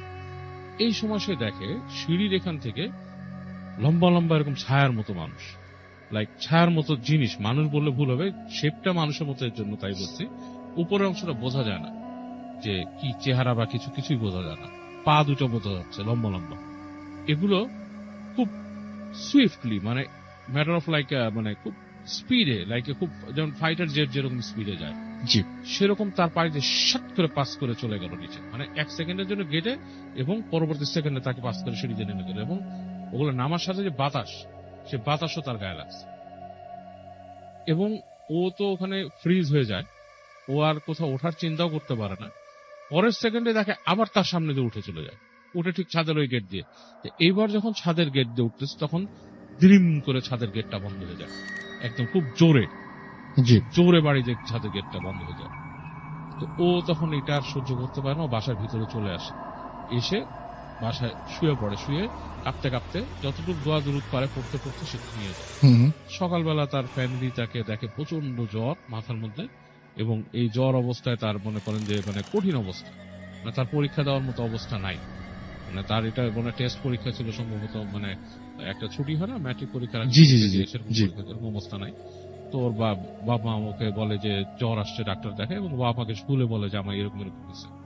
তখন তাকে বাসা থেকে একটু বকাও দেয় যে তুমি এরকম সময় কেন বের হয়েছে, তোমাকে বলছি যে জায়গাটা খারাপ, হুম। এবং তাকে ওই করা হয়, চিকিৎসা করা হয়। জ্বর ডাক্তার দিচ্ছে, জ্বর কমতেছে না, জ্বর হালকা রেমিশন যায় আবার বাড়ে, রেমিশন যায় আবার বাড়ে। তো তো ওর যে বড় চাচা, সে ওখানকার কাছের মসজিদের ইমাম সাহেবকে বলেন, ফলাফল ইমাম সাহেব বলে যে ওকে পারলে নিয়ে আসে। তো ওকে যখন নাকি নিয়ে আসে ইমাম সাহেবের কাছে, মসজিদের মধ্যে যখন ঢুকে, তার জ্বর ছিল শরীরে, মসজিদে ঢোকার সাথে সাথে জ্বর কিন্তু রাসুল ভাই নাই, শরীর ঠান্ডা হয়ে গেছে, নর্মাল টেম্পারেচার। ইমাম সাহেব তার সাথে কথা বলে তুমি কেমন ফিল করছো, ভালো, তোমার জ্বর আছে না, খারাপ লাগতেছে না, সব ঠিক আছে। তখন তাকে দোয়া পড়ে দেয় এবং তাকে কিছু দোয়া শেখায় দেয়। এই দোয়াগুলো বাবা আমাকে পড়ে দিতে বলে, পানিতে পড়ে ফু দেয়, বলে যে এই পানিটা খেতে এবং গোসল করতে সে পানিতে, এবং বলে আপনার বাসাও ছিটাই দিবেন। ছেলে সিঁড়িতে জানি সে রাতের বেলা কখন না উঠে, আপনাদের সিঁড়িটা পারলে বন্ধ করায় দেয়। মানে সিঁড়ির মধ্যে হয়তো জিনিসটা যেটা হয়েছে যে ও রাতের বেলা দেখছে, এবং এগুলো তো খারাপ জিন, ওরা দূর থেকে ওকে খেয়াল করছে, ও যে খেয়াল করছে, এবং ও ওভার কিউরিয়াসে যখন সিঁড়িতে গেছে, ওদের কাছে এটা 1 সেকেন্ডের ব্যাপার, ওরা লাইট স্পিডে চলাফেরা করে ওখানে উঠতে, এবং ওকে জাস্ট ভয় দেখাইছে এবং ওদের গায়ের বাতাসটা লাগছে, এটাতেই তার এই জ্বর এসে গেছে। এবং তারপর ওকে দোয়া টোয়া করে করে দেয়, মানে আস্তে ধীরে ঠিক হয়। ওর পরীক্ষা মিস হয়ে গেছিল, পরীক্ষার পরবর্তীতে স্পেশাল অ্যাপ্লিকেশন করে সে ওইটার হয় আর কি। ওকে, এই হচ্ছে কাহিনী আছে। Thank you so much. আপনার ঘটনার জন্য আপনাকে অনেক ধন্যবাদ বাবু ভাই। আমি এখন একটু আমাদের মেসেজ বা কিছু কমেন্ট আমি পড়ে ফেলি আপনাদের। জি, আমি মোহাম্মদ বাইজিদ আলম, আমি এসেছি ধানমন্ডি থেকে, আমার হোম টাউন নরসিংদীতে। তারপরে তো পরের দিন ওনাদের অনেক জ্বর, ওনাদের অনেক জ্বর, গোসল টোসল করানো হয়েছে। মুরব্বীরা অনেক গালাগালি করলো যে কেন গেলা, এখানে আমাদের নিষেধ ছিল, তারপরও কেন গেলা। তো এইভাবে গেল, পার হয়ে গেল। আমার একটা দাদা ছিল, আমার চাচা দাদা, আমার দাদার আপন ভাই। উনি আবার পীর টাইপের ছিল, মুরিদ করাতো। তো উনি মারা যায়। উনি মূলত বিরাম পালতো আর কি। তো 2টা বট গাছ ছিল ওনার, একটা বড় বট গাছ, একটা ছোট বট গাছ। তো বড় বট গাছটাতেই আমরা যতটুকু জানতাম যে বড় বট গাছটাতে বিরাম থাকে, আর এখান থেকে 1/2 কিলোমিটার দূরে একটা হিজল গাছ ছিল। ওই হিজল গাছ আর বট গাছের মধ্যে ওরা নাকি রাত্রে যাতায়াত করতো। জি। তো আমার দাদা যখন মারা যায়, তখন ওনার এই বট গাছটা কাটার সিদ্ধান্ত নেওয়া হয়, বিক্রি করা হয়। তখন ছোট গাছটা কাটতে পারে ভালোভাবেই, কিন্তু বড় গাছটা যখন কাটতে যায়, তখন অনেক সমস্যার সম্মুখীন হতে থাকে ওনারা দেখে যে আশেপাশে কোথাও কোনো গাছের পাতা নাড়াচাড়া করে না, কিন্তু এই গাছটাতে মনে হচ্ছে যে ঘূর্ণিঝড় শুরু হয়ে গেছে। ওনারা বুঝতে পারছে যে বিষয়টা স্বাভাবিক না। প্রথম দিন কাটতে গিয়ে একজনের পা কেটে যায়, মারাত্মকভাবে উনি আহত হয়, পা রক্ত পড়া বন্ধ হচ্ছে না কোনোভাবেই। পরে ওনারা ওই দিন আর গাছ কাটতে পারেনি। পরের দিন আসে, পরের দিনও বিভিন্ন সমস্যার কারণে পরের দিন কাটতে পারে নাই। তারপরের দিন, তৃতীয় দিন, দল বল একটু বড় করে ওনারা আসে যে আজকে কাটবোই, টাকা দিয়ে গাছ কিনলাম, কাটতেই হবে। তো ওনারা এক প্রকার জোর করেই কাটছে, সাহসিকতা দেখে। কিন্তু কাটার পরে গাছ থেকে রক্ত বের হয়েছে, অনেক রক্ত। একটা গরু জবাই করলে যে পরিমাণ রক্ত, ওই পরিমাণ রক্ত। অনেক মানুষ দেখতে আসছে যে কি ব্যাপার, গাছ থেকে নাকি রক্ত বেরিয়েছে। তখন আসার পরে এইভাবে নিল, গাছ নিল। কিন্তু রাসেল ভাই ওই দিন রাত থেকেই সেই বাঘের গর্জন, এলাকাবাসী সবাই শুনতে পায়, বাঘের গর্জন, কান্না করতেছে। বাঘ মনে হচ্ছে কান্না করতেছে, বাঘের গর্জন। রাসেল ভাই বাঘে তো উচ্চ স্বরে গর্জন করতে পারে না, এই যে পাইলিং করে না ইয়ার মধ্যে, এই যে অ্যাপার্টমেন্ট বাসাগুলোতে যে পাইলিং হয়, তখন যেইভাবে ভূমিটা কম্পন হয়, ঠিক সেম ভাবে ভূমিকম্পন হচ্ছিল। যখন ওটা কান্না করে গর্জন দেয়, তখন মনে হচ্ছে যে ভূমি কাঁপতেছে, মাটি কাঁপতেছে, তখন এইরকম মনে হয়। তো আমি নিজেও শুনেছি কয়েকদিন। আমাদের এলাকায় এক মহিলা রাত্রেবেলা বাইরে বের হইতেছিল, তো হঠাৎ করে উনি যখন দরজা খুলে দেখে দরজার সামনে এক মানুষ দাঁড়ায় আছে, অবিকল মানুষ, তার মাথা নাই, তার বুকের মধ্যে চোখ, 4টা চোখ। দেখে তো উনি সাথে সাথে অজ্ঞান, চিৎকার দিয়ে অজ্ঞান হয়েছে। পরে দৌড়াদৌড়ি করে নেওয়ার পরে জ্ঞান ফেরার পরে শুনতে পারে যে এই ঘটনা। তো আমার আব্বুরা 7 ভাই, তার মধ্যে আমার এক চাচা, ওনারা বাড়ি থেকে চলে যায়। তো আমার ছোট চাচারা বলছিল যে তুমি থাকো এখানে, তুমি একাই থাকো, সমস্যা নেই, থাকো। উনি ছিল এখানে রাত্রে। তখন পুরোপুরি বিরামের অত্যাচারে অতিষ্ঠ এলাকাবাসী, সবাই ভয় পায়। কেউ ভয়ে আসতে মাগরিবের পরে কেউ বাসা থেকে বের হয় না, বাড়ি থেকে কেউ বের হয় না, সবাই গুটি মেরে বসে থাকে ভয়ে। তো উনি ছিল ওইখানে ওই দিন, উনি কান্নার শব্দ পাইতেছে, যে আস্তে আস্তে ওনার দিকে মনে হচ্ছে আসতেছে কান্নার শব্দ, একটু পরে পরে জোরে জোরে গর্জন। তো রাসেল ভাই আপনি জানেন কিনা জানি না, আগে গ্রামের মধ্যে যেই জানালাগুলো ছিল ওইগুলোতে শিক দেওয়া হতো, এখন তো গ্রিল দেওয়া হয়, তবে আগে শিক দেওয়া হতো। তো এই শিকের কাছে আসছে, জানালা খোলা, গরমের দিন তো। তো আমার যে চাচা, ছোট চাচা, উনি তাকায় রয়েছে, দেখতেছে যে জানালার সামনে এসে দাঁড়াইছে, দাঁড়ায় হাওয়া মাও করে কান্নাকাটি করতেছে, একটু পরে পরে গর্জন দেয়, মনে হচ্ছে মাটি সহ কাঁপে এরকম। তো উনি তো ভয়ে পুরো শেষ, উনি ভাবছে যে উনি শেষ, আর কি আর মনে বাঁচবে না, এই শেষ। তো উনি আবার স্মোক করতো, ওনার এখানে ম্যাচ ছিল, উনি আবার জানে যে এইসব কিছু আগুনকে ভয় পায়, উনি অনেক চেষ্টা করে ম্যাচ জ্বালানোর জন্য, উনি দিয়াশ লাইট সবগুলো ইউজ করে, একটাও কাজ করে না, একটাও জ্বলে না। তো ওনার কাছে টর্চ লাইট ছিল, উনি এটা যখন মারতে যায় তখন ফিউজ হয়ে গেছে, টর্চ লাইট আর কাজ করে না। অনেক কষ্টে ওনার গ্যাস ম্যাচ ছিল, ওটা দিয়ে অনেক কষ্টে সর্বশেষ যখন একটা চালায়, এই সিগারেট যখন একটা জ্বালায়, তখন এটা চলে গেছে। তো উনি এটার বিবরণটা রাসেল ভাই যেরকম ভাবে দিয়েছিল, যে অবিকল মানুষের মতো, শুধু তার মাথাটা নাই, আর চোখ, 4টা চোখ তার বুকের মধ্যে, আর উনি যতটুকু সাইজ দেখাইছিল, যে দাঁতের সাইজ 7 থেকে 8 ইঞ্চি দাঁতগুলা, তাও বুকের মাঝেই। তো এইটাই ভাবে চলে যায়, এলাকা অনেক কবিরা জানা হয় যে কি প্রতিকার, এলাকাবাসী তো পুরো অতিষ্ঠ, সবাই ভয়ে আতঙ্কিত হয়ে গেছে, কেউ কিছু করতে পারতেছে না, রাত্রেবেলা বের হইতে পারতেছে না। তো কবিরা জানে কেউ কিছু করতে পারে না, কেউ কিছুই করতে পারে না। তো বলতেছে যে এই যে উনি যে পীর সাহেব ছিল দাদা, যে উনি তো পালতো, উনি ছাড়া তো এখন কিছুই করা যাইতেছে না এগুলোর। তো আমার এক চাচা, 5 নম্বর চাচা, উনি রাত্রেবেলা আসতেছিল, রাত্রে প্রায় তখন 2টা। উনি আসার পথে আমার যে দাদা, যে পিরাম পালতো, ওনার মাজারের কাছে আসার পরেই ওনার সাথে দেখা, এই দাদার সাথে দেখা। তো আমার চাচা জিজ্ঞেস করলো যে জ্যাঠা আপনি কোথেকে আসছেন এত রাতে? তখন বলতেছে বাবা আমি তো হজ করে আসছি। তখন বলতে হজ করে আসছেন?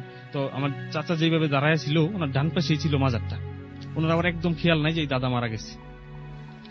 ওনারে আমার দাদা বলতেছে, ওই দাদা, যে তুমি একটু ঘুরো, তুমি একটু বাম পাশে ঘুরো, তুমি পিছনে তাকাইবা না, পিছনে তাকাইলে তুমি ভয় পাইবা। কিন্তু আমার চাচার একদমই মাথায় নাই যে উনি মারা গেছে। একদম স্বাভাবিকভাবে উনি কথা বলতেছে যে ওনার চাচা, ওনার জ্যাঠা আসছে, হজ করে আসছে, কথা বলতেছে। তখন বললো যে জ্যাঠা আমরা তো অনেক, সবাই খুব আতঙ্কে আছে, সবাই খুব ভয়ে আছে, তো আমরা কিভাবে প্রতিকার পাইতে পারি এই বিষয়টা থেকে, আমরা তো আর পারতেছি না। তখন বলতেছে যে যাও তুমি, আজকে থেকে আর হবে না, আর রাত্রেবেলা এইভাবে বেড টের হইও না। তো আমার চাচা বাড়িতে আসলো, আসার পরে উনি যখন রুমে ঢুকবে তখন ওনার খেয়াল হয়েছে, আরে আমার চাচা তো উনি তো নাই, উনি তো মারা গেছে।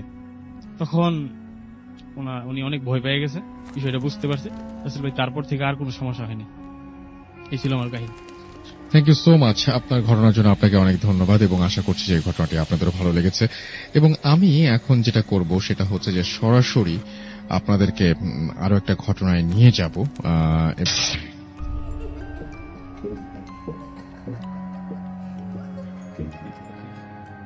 আমি জনি, ঢাকার মোহাম্মদপুর বলছি।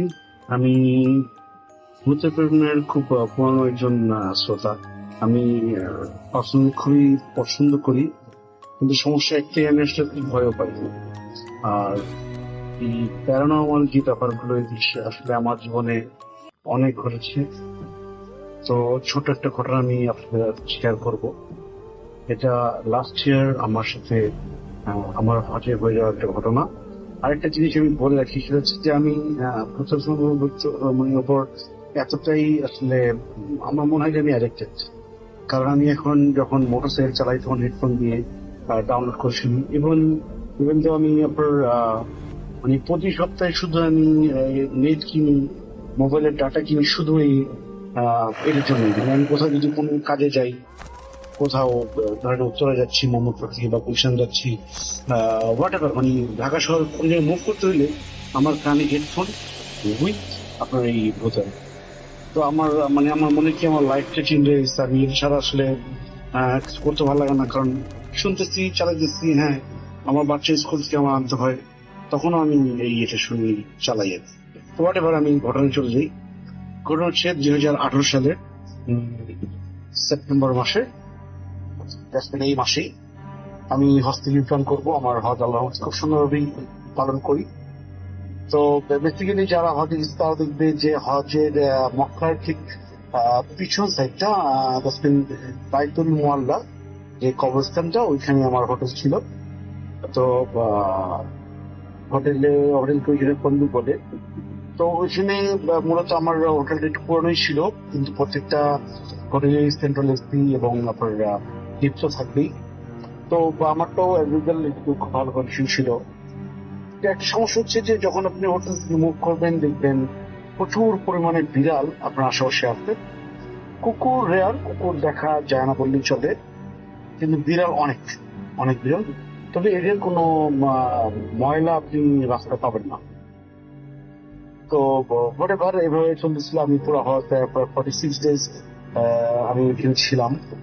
এর মধ্যে আমি বিরিয়ানি নিয়ে আসলে ওইভাবে মানে ইয়ে করি নেই, কারণ হ্যাঁ বিরিয়ানি নিয়ে আমার সমস্যা আছে, আমার একটু অ্যালার্জি আছে। একদিন আমি আমার যে মোয়াল্লেম যে আমাদের ড্রাইভার তাকে জিজ্ঞেস করলাম, তাকে মামা বলতাম, নাম হচ্ছে মামুন। আমি হোটেলের নামটা বলবো না কারণ যেহেতু ওনার ব্যবসা। তো ওনার হোটেলের সামনে প্রচুর বিড়াল, আমি একটা ছবি পাঠাবো। তো এই বিড়ালগুলো রেগুলার বসে থাকতো, যখন নামাজ পড়ে আসতাম দিন হোক সকাল হোক সবসময় বসে থাকতো। কিন্তু আমি কখনো তাদের তাড়াও করিনি, তাদের কখনো মানে ভাঙানোর চেষ্টাও করিনি। তাই জন্য মামাকে গেছিলাম, এত বিড়াল এখানে, তো মাঝে মাঝে আমার ভয় লাগে। তো এর মধ্যে যেটা হলো, মামা বললো কখনো এই বিড়াল আপনি এমন কিছু করবেন না যাতে ও ব্যথা পাবে। তো এমনি কিউরিয়াসিটি নিয়ে একদিন জিজ্ঞেস করলাম, মামা আসলে ঘটনাটা কি কি কারণে আসলে এটা আপনি আমার বললেন? উনি বললো যে এটা মানে এটা এমন একটা জায়গা, আল্লাহর ঘর এখানে, ঠিক আছে, এখানে মানুষ জিন থাকে, বেরোনোর উপরে থাকে। তো অতএব ভুল করে যদি আপনি কোনো ভুল কাজ করে ফেলেন, আর যেহেতু হজে আসছেন, কে যেন ব্যথা না পায় সে আপনি চিন্তা ভাবনা করতে হবে। তো ঠিক আছে, তো ভালো কথা। তা আমার মনে আসলে কিউরিয়াসিটি ছিল যে মানে একটা ভয়ও ছিল যে কিভাবে এটা দেখা যায় বা জানা যায় আরো। কেন আমি ভূত ফিল্ম শুনি অলমোস্ট 7-8 বছর তো হয়েছেই আমি শুনি, কিন্তু আমি রাতে শুনি না, আমি ডাউনলোড করি সবসময় শুনি। কারণ দিনের আলোতে আমার একটু ভয়টা লাগে না ওরকম। রাতে শুনলে আমার রাতও কষ্ট হয় এবং আমার রাত স্ক্যারি হয়ে যায় আসলে, সত্যি কথা যেটা বলতে। তো এই হিসেবে আমি চলে আসবো আমার সেপ্টেম্বরের 4 তারিখে, 6 তারিখে বাংলাদেশে ল্যান্ড করার কথা। তো 4 তারিখ আমি চলে আসবো। 4 তারিখ আমি নামাজ পড়তে যাবো, তাহাজ্জুদের নামাজ। যারা মক্কায় গেছেন বা হজে গেছেন তারা জানেন যে সৌদিতে মক্কায় কিন্তু তাহাজ্জুদের নামাজের আজান হয়, কিন্তু ইয়ে হয় না, জামাত হয় না। তো আমি মূলত সবাই ওই টাইমে 3টার মধ্যে উঠে যায়, তা আমিও রেগুলার মধ্যেই উঠে গেলাম ওই টাইমে। তো ওঠার পরে আমি প্রথমে তাকিয়ে বাম পাশে তাকালাম, তাকায় দেখলাম যে দুজন লোক আমার পাশে দাঁড়ায় আছে, আর আমার রুমটা খুব অন্ধকার। আমি আমার রুমের ডিসক্রাইব একটু বলে নিচ্ছি। সেটা হচ্ছে যে কোনো একটা ফ্ল্যাটে যদি আপনি ঢুকলে একটা কমন স্পেস থাকে, তারপর ডান পাশে রুম, বাম পাশে রুম, আর ঢুকলে যে জায়গাটা সেটা হচ্ছে সিঁড়ি ঢুকলেই একটা বেসিন পড়ে, একটা বাথরুম পড়ে। তারপর বাম পাশে আমার অ্যাটাচ বাথরুম সহ একটা রুম ছিল, সেটা আমাকে দেওয়া হয়েছিল যেহেতু আমি একটু হেলদি অ্যান্ড আমি আমার ক্যাটাগরিটা একটু ভালো ক্যাটাগরি ছিল, যার মানে আমার রুমে একটা বাথরুম ছিল। তো আমি রাতে ভয় পাই, এই জন্য রুমের লাইটটা কেউ জ্বালা দিল না। আর যারা আমার সাথে থাকতো তারা বেশি আমি একটু বয়স্ক, আর আমরা 5 জন ছিলাম এক রুমের ভেতরে। তো এরকম যে রুম দিয়ে ঢোকার পরে আমার ওই কমন স্পেস থেকে বাম দিকে ঢুকলেই আমার রুমটা, ঢুকিয়ে প্রথমে বাম পাশে বাথরুম, বাথরুমের বরাবর একটা বেড, তারপরে একটা বেড, দরজার উল্টা কর্নারে এসির নিচে আমার বেডটা।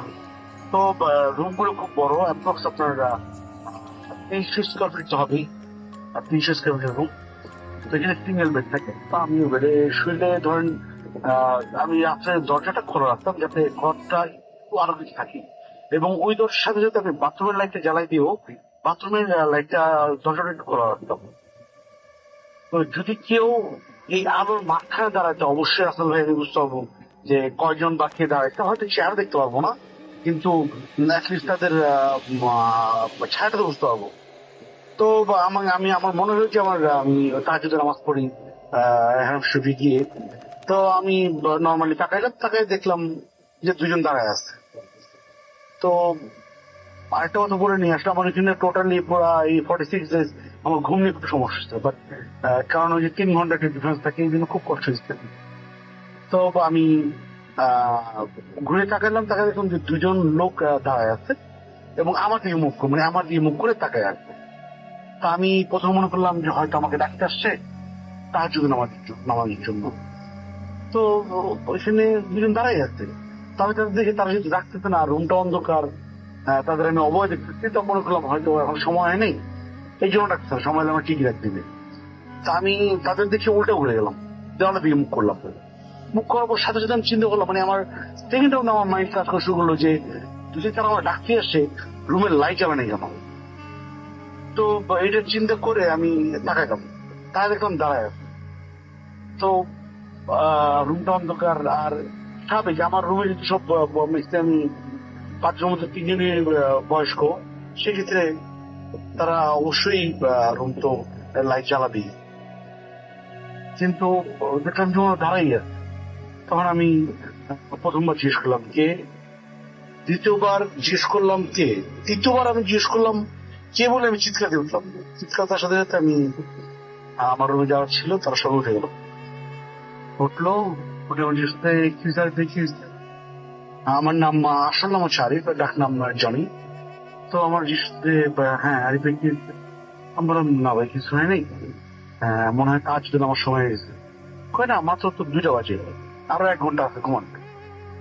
তো আমার মাথায় কাজ করছিল যে কে ছিল, লাইট জমা পড়ে কিছুই নেই। তো এটা আমি আর কাউকে বলি নেই, কারণ আমার সাথে যারা থাকে তারা হয়তো ভয় পেতে পারে, এই জন্য আমি আর কাউকে কিছু বলিনি। তো এটাই ছিল আমার ঘটনা রাসেল ভাই, যদি ভালো লাগে শেয়ার করবেন। থ্যাংক ইউ লিসেনার, যদি ভালো লাগে আমাকে জানাবেন, আমার আর অনেক ঘটনা আছে আমি আপনাকে জানাবো। আল্লাহ হাফেজ। জি, আসসালামু আলাইকুম রাসেল ভাই, আশা করি সবাই ভালো আছেন। আমি শাহিন মাহমুদ, আসছি উত্তর বাড্ডা থেকে। আমার দেশের বাড়ি বরিশাল বিভাগ, পটুয়াখালী জেলা। তো আমি আজকে যে ঘটনাটা শেয়ার করব সেটা হচ্ছে আমার 2 বন্ধুর কাছ থেকে শোনা। জি, আমার 2 বন্ধু যাত্রাবাড়িতে চাকরি করে, একটা কোম্পানির চাকরি করে। 2019 সালে আগস্ট মাসে ছুটি পেয়ে দুজনে বাড়ি যায় ঘুরতে বেড়াতে। তো তারা সারাদিন ঘুরে ঘুরে বাড়ির পাশে সন্ধ্যাবেলা একটা বাজারে যায় চা আড্ডা দিতে যাওয়ার পরে নেক্সট ডে তারা ক্যারাম বোর্ড খেলার আড্ডায় পড়ে বন্ধুদের সাথে। তো ক্যারাম বোর্ড খেলার আড্ডায় পরে বাড়ি যায়, রাত 8টার সময় বাড়ি যায়। বাড়ি যাওয়ার পথে তাদের ওই যে বাজার থেকে তাদের বাড়ির দূরত্ব 1 কিলোমিটার, এবং বাজার এবং বাড়ির মাঝখানে যেতে পথে 3টা তাল গাছ বাজে। 3টে তাল গাছ। যখন তারা তাল গাছের ওই জায়গা যায় তখন দেখতে পায় যে তাল গাছের মাথা সম্মুখীন একটা লোক, মুখে তার আগুন জ্বলতেছে এবং তাদের থেকে আস্তে আস্তে হেঁটে আসতেছে। এই দেখে আমার 2 বন্ধু খুব ভয় পায়।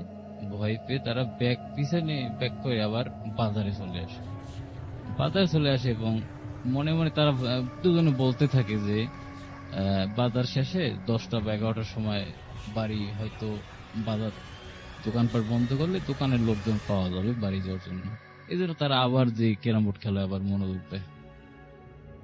তো তারা ক্যারাম বোর্ড খেলা আবার খেলতেছে হঠাৎ তাদের খেয়াল পড়ে রাত 11টা সাড়ে 11টার সময় বাজারের দোকান তো সব বন্ধ হয়ে গেছে, সব লোকজন তো চলে গেছে, তো আমরা যাবো কিভাবে? তারপর তারা ক্যারাম বোর্ড খেলা বাদ দিয়ে আবার বাড়িতে রওনা দেয়। কোন লোকজন পায় না ওই সময়। তো যখন তারা ওই তাল গাছের ওই জায়গায় আবার যায় তখন প্রথম তারা রাত 8টার সময় যে দৃশ্য দেখছে, নেক্সট পরে আবার ওই একই অবস্থা, একই দৃশ্য, যে একটা লোক তাল গাছের মতো সেম লম্বা, তার মুখে আগুন জ্বলতেছে এবং আস্তে আস্তে তাদের দিকে ধেয়ে আসছে। তো তারা দুই বন্ধু আবার ভয় পেয়ে আবার বাজারের দিকে দৌড় দেয়। তো বাজারের দিকে তারা না গিয়ে তারা একটা জঙ্গলের ভিতরে ঢুকে পড়ে, অন্য একটা জঙ্গলের দিকে। তো তারা যখন জঙ্গলের ভিতরে ঢোকে, অনেক দূর দৌড়ায়, ওই অদ্ভুত লোকটার দেখে না, কিন্তু একজন হুজুরের মতো একজন লোক তাদের সামনে এসে পড়ে, সাদা পাঞ্জাবি পরা, মাথায় টুপি, পাগড়িওয়ালা। তো তারা একজনই চিনতে পারে যে এত আমাদের পাশের গ্রামের হাকিম নানা। তো অপরিচিত লোকে বাজারের বোঝাটা বাড়িতে আগাই দিয়ে আসে। এরকম আরো অনেক ঘটনা আছে। পরে আমার বন্ধু এটা আমার সাথে শেয়ার করলো। এই ছিল আমার ঘটনা। থ্যাংক ইউ সো মাচ আপনার ঘটনার জন্য। আপনাকে অনেক ধন্যবাদ। ওয়ালাইকুম আসসালাম। এবং আমি আপনাদের আরো একটা খবর এই মুহূর্তে জানিয়ে দিতে চাই, আর সেটি হচ্ছে যে সারাদিনের ব্যস্ততার পরে যখন একদম ক্লান্ত, তখন এক কাপ নেসক্যাফে কফির মগ শরীরকে করে তোলে একদম চাঙ্গা। এর সাথে ঝটপট করে মাত্র 2 মিনিটেই ম্যাগি নুডলস রান্নায় এনে দিবে অফুরন্ত খুশি। মজার মজার নেসলে প্রোডাক্টের রেসিপি সাজেশন বা নেসলে প্রোডাক্ট সংক্রান্ত যে কোনো তথ্য পেতে ফ্রিতে, একদম ফ্রিতে কল করুন 08000161271 নম্বরে। তাহলে আপনি জেনে যাবেন সবকিছু।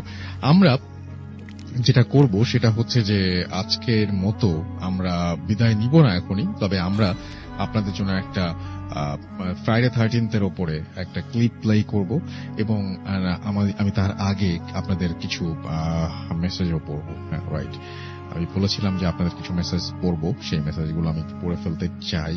এবং যারা এই মুহূর্তে আমাদের লিখছেন মেসেজে, তাদের মধ্যে অনেকে আছেন, এবং আমি দেখতে পাচ্ছি যে মেহেদি হাসান 3 রুমমেট মিলে তারা শুনছেন, আমাদেরকে মেসেজে পাঠিয়েছেন। এমবি তুষার আমাদের সাথে আছেন।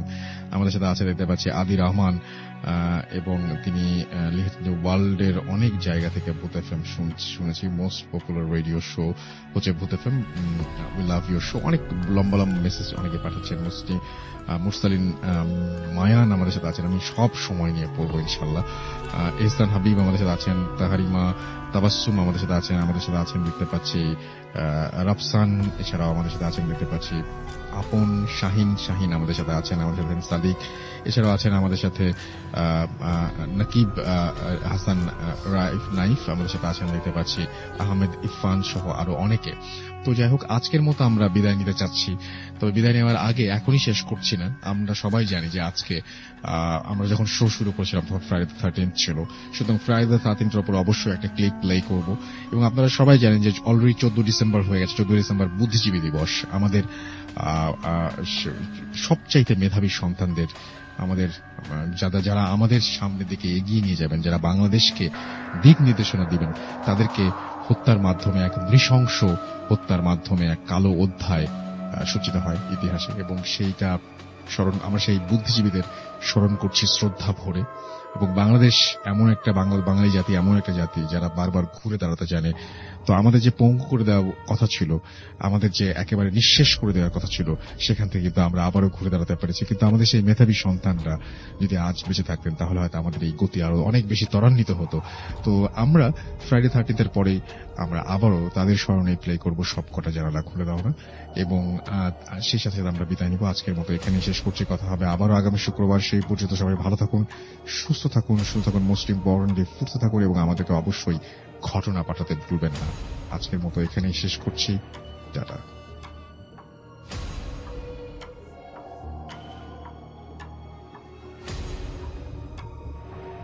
Friday the 13th. Friday the 13th বা ব্ল্যাক ফ্রাইডে কি শুধুই কুসংস্কার, নাকি সত্যি দিনটার আলাদা কোনো বিশেষত্ব আছে? গত ফেব্রুয়ারিতে একটা শুক্রবার কাটালাম আমরা, যেদিন তারিখটা ছিল 13। সবকিছু কি প্রতিদিনের মতোই ঘটেছিল সেদিন, নাকি দিনটি অশুভ ছিল আপনার জন্য? একটু মনে করার চেষ্টা করুন। যদি ধরে নেন যে শুধু একটা ওয়েস্টার্ন সুপারস্টিশন, তাহলে এক্ষুনি মাথা থেকে সব চিন্তা ঝেড়ে ফেলুন। যদি মনে করেন ফ্রাইডে দ্য 13th সম্পর্কে জানা মানে শুধু শুধু টেনশন বাড়ানো, তাহলে শোনা বন্ধ করুন। আর যদি সত্যি এই দিনটি নিয়ে কোনো কৌতূহল থাকে, শুধু তাহলেই জেনে নিন এই দিনটির খুঁটিনাটি। The interviews. গত মাসে আমরা আপনাদের কাছে জানতে চেয়েছিলাম কে কে বিশ্বাস করেন ফ্রাইডে দ্য 13th অশুভ। কেউ বিষয়টি স্রেফ একটা কুসংস্কার বলে যেমন উড়িয়ে দিয়েছেন, তেমনি কেউ কেউ এদিনে জীবনে ঘটে যাওয়া কিছু নেগেটিভ ঘটনার সাথে দিনটির সাদৃশ্য খুঁজেছেন বা খারাপ কিছু ঘটার জন্য দিনটিকে দায়ী করেছেন। কেউ কেউ জাস্ট অধৈর্য হয়ে অপেক্ষা করেছেন পরবর্তী ঘটনা শোনার জন্য। আমরা আমাদের কাছের কিছু মানুষের কাছে জানতে চেয়েছিলাম এই দিনটির সম্পর্কে। চলুন শুনে আসি তারা কি বলেন। ফ্রাইডে দ্য 13th তো একটা হরর ফিল্ম, ওই যে জেসন, ওই জেসনের মুভিটা, তাই না? Friday the 13th, I don't know. আমি আসলে হিস্ট্রিটা জানি না, বাট আমি জাস্ট জানি যে Friday the 13th মানে কোন একটা কুফা আছে ডেফিনেটলি। সো ইয়া, ফ্রাইডে তো 13, এটা আবার কি? নর্মালি ফ্রাইডে আমাদের জন্য অনেক অসপিশিয়াস একটা দিন, আমরা অনেক ভালো মনে করি, মঙ্গল মনে করি এই দিনটাকে। কিন্তু যখন 13th এটার সাথে অ্যাড হয়, 13th ফ্রাইডে, তখন কিন্তু খুব ভয়ানক একটা ব্যাপার হয়ে যায়, ভয় লাগে, স্পেশালি বিকজ ব্ল্যাক ফ্রাইডে কিন্তু এখান থেকেই এসেছে, আর 13 is very unlucky number. So সব মিলিয়ে কিন্তু ব্যাপারটা খুবই বলতে পারি ভৌতিক। ফ্রাইডে দ্য 13th তো ব্ল্যাক ফ্রাইডে? না, এইসব নিয়ে আমি একদমই কথা বলতে পছন্দ করি না। This is basically when Jesus was crucified. জীবনে যে কোনো মুহূর্তে যে কোনো দুর্ঘটনা ঘটতে পারে, কিন্তু এই দিনটিতে কোনো দুর্ঘটনা ঘটা মানেই দিনটিকে দায়ী করা। The history.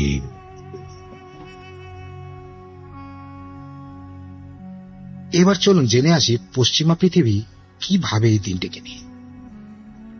গ্রেগরিয়ান ক্যালেন্ডার অনুযায়ী কোনো মাসের কোনো একটি শুক্রবার যদি 13 তারিখে গিয়ে পড়ে, তাহলে সেটাকে বলা হয় ফ্রাইডে দ্য 13th বা ব্ল্যাক ফ্রাইডে। বলা হয় মধ্যযুগ থেকেই এই দিনটিকে সবাই অশুভ হিসেবেই ভেবে রাখে। উদাহরণ হিসেবে প্রথমে আসে যীশু খ্রিস্টের লাস্ট সাপারের কথা। গুড ফ্রাইডে ঠিক আগের রাতেই মন্ডি থার্সডেতে খাবার টেবিলে উপস্থিত ছিলেন 13 জন ব্যক্তি, যাদের ভেতরে জুডাস ছিলেন পার্টির 13 নম্বর সদস্য। এবং পরের দিন যীশু খ্রিস্টকে কিভাবে ক্রুসিফাই করা হলো তা তো আপনারা সবাই জানেন। বাইবেলে আরো বলা আছে যে এই দিনটিতেই নাকি ইভ অ্যাডামের হাতে নিষিদ্ধ ফলটিও তুলে দিয়েছিলেন। তারপরে যেমন ফ্রাইডে দ্য 13th অক্টোবর 1307 শত নাইটস টেম্পলার্সরা ফ্রান্সে কিং ফিলিপ IV দ্বারা অ্যারেস্টেড হন। এমন আরো অনেক ঘটনাই আপনি খুঁজে পাবেন ইতিহাসে। যেহেতু প্রতিটি তথ্যই সংগ্রহ করা, তাই তাদের সংখ্যা আর নাইবা বাড়া। অনেক বিজ্ঞজনদের ফ্রাইডে দ্য 13th বা ব্ল্যাক ফ্রাইডে নিয়ে ধারণা কিন্তু পুরোটাই উল্টা। অনেকেই মনে করেন যে 19th সেঞ্চুরির আগে ফ্রাইডে দ্য 13th বা ব্ল্যাক ফ্রাইডে সম্পর্কে কোনো লিখিত তথ্য নাকি খুঁজেই পাওয়া যায় না। আবার অনেকে মনে করেন এটি প্যারাস্কেভিডে ক্যাট্রিয়া ফোবিয়া মানে ও মাই গড, মানে জাস্ট একটা ফোবিয়া, মানে বুঝছেন তো, একটা ভয়, ফোবিয়া। যেমন ড্যান ব্রাউনের 2003 সালের নভেল দা ভিঞ্চি কোডে, বা জন জে রবিনসনের 1989 যে ওয়ার্কটা ছিল born in blood, the secrets of freemasonry, বা মরিস ড্রুয়নের হিস্টোরিক্যাল যে নভেল সিরিজগুলো আছে দি অ্যাকাস্ট কিংস, এর মতন কিছু বই এই নাইট টেম্পলার্স এবং এই যে ফ্রাইডে দ্য 13th সুপারস্টিশনটাকে মেলানোর চেষ্টা করেছে। যদিও অনেক এক্সপার্টরাই মনে করেন এই কোরিলেশনগুলো আধুনিক সময় খুঁজে বার করা। এছাড়াও অনেকে মনে করেন যে 1307 সালে প্রকাশিত টমাস ডাব্লিউ লসনের পপুলার যে নভেলটা ছিল ফ্রাইডে দ্য 13th কারণেই এই সুপারস্টিশনটা অনেকের মনে ছড়িয়ে পড়েছে। বইটিতে একজন অসৎ ব্রোকার এই সুপারস্টিশনকে কাজে লাগিয়ে ওয়াল স্ট্রিটে একটা প্যানিক সৃষ্টি করে। আমেরিকায় 8% মানুষ ভয়ে রয়েছেন এই দিনটিকে নিয়ে। আচ্ছা, এই দিনটির কোনো সুফল আছে কি? অবশ্যই, দেখি আমরা। Flip side of Friday the 13th. 1993-তে ব্রিটিশ মেডিকেল জার্নালে প্রকাশিত জার্নালের তথ্য অনুযায়ী 13 তারিখের শুক্রবারের জন্য অন্য দিনের চাইতে সড়ক দুর্ঘটনার মতন বিষয়গুলো নাকি বেশি ঘটে। অন্যদিকে 2008 সালে প্রকাশিত Dutch centre for insurance statistics বলছে এদিন নেদারল্যান্ডে অন্য দিনের চাইতে যেমন অ্যাক্সিডেন্টের সংখ্যা কমে যায়, তেমনি চুরি এবং অগ্নিকাণ্ডের ঘটনাও নাকি কম ঘটে। দিনটিকে অশুভ ভাবার কারণেই অনেকে এই দিনটিতে বাড়ি থেকে বেরোনি না, একটু বেশি সতর্ক থাকেন। ড্রাইভ করলেও সেটাও করেন খুব সাবধানে। এখন নানা মানুষের তো নানা মত থাকেই। In confusion.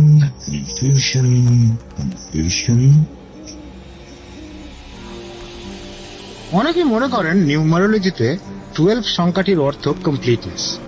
একটু চিন্তা করলেই আপনি পেয়ে যাবেন 12 months of the year, 12 hours of the clock day, the 12 deities of Olympus, 12 tribes of Israel, 12 apostles of Jesus, 12 signs of the zodiac, the 12 years of the Buddhist cycle. অন্যদিকে সংখ্যা 13 মানে কমপ্লিটনেসের উল্টোটা। 13 সংখ্যাটিকে নিয়ে আমরা খুব একটা ঘেটে দেখতেও চাই না, কেন 13 মানে খারাপ, অশুভ। এটা কি শুধুই খুব পুরনো একটা সুপারস্টিশন? অদ্ভুত ব্যাপারটা হচ্ছে যে ইটালিতে 13 সংখ্যাটিকে কিন্তু শুভ করে দেখা হয়, সেখানে বরং অশুভ ধরা হয় ফ্রাইডে দ্য 17th কে। গ্রিকরা মনে করে টিউসডে দ্য 13th হচ্ছে অশুভ। দিনটির উপরে এরিস অর্থাৎ দ্য গড অফ ওয়ার এর প্রভাবের কারণেই এমনটি মনে করা হয়। সুতরাং ভয়ের কিছু নাই। অনেক ধর্মে, অনেক দেশেই 13 কিন্তু একটা গুরুত্বপূর্ণ সংখ্যা। ম্যাথামেটিক্সে 13 6th প্রাইম নাম্বার এবং একটি হ্যাপি নাম্বার। চীন এবং কোরিয়ান নাম্বার হিসেবে 7কে বাই দ্য ওয়ে অশুভ ধরা হয়। আমি আবার রিপিট করছি, 7কে কিন্তু অশুভ ধরা হয় চীন এবং কোরিয়াতে। সবশেষে স্বস্তি দিতে টেলর সুইফটের এমটিভি ইন্টারভিউতে বলা কথাগুলো জানিয়ে দিচ্ছি আপনাদের। ফেব্রুয়ারি ফ্রাইডে দ্য 13th আপনাদের পাঠানো অনেকের মেসেজ ছিল গায়িকা টেলর সুইফটের মতোই। I was born on the 13th, I turned 13 on Friday the 13th. My first album went solo in 13 weeks. My first #1 song had a 13-second intro. কি করা যাবে, কি করা যাবে না? ফ্রাইডে দ্য 13th কে বলা হয় the most widespread superstition.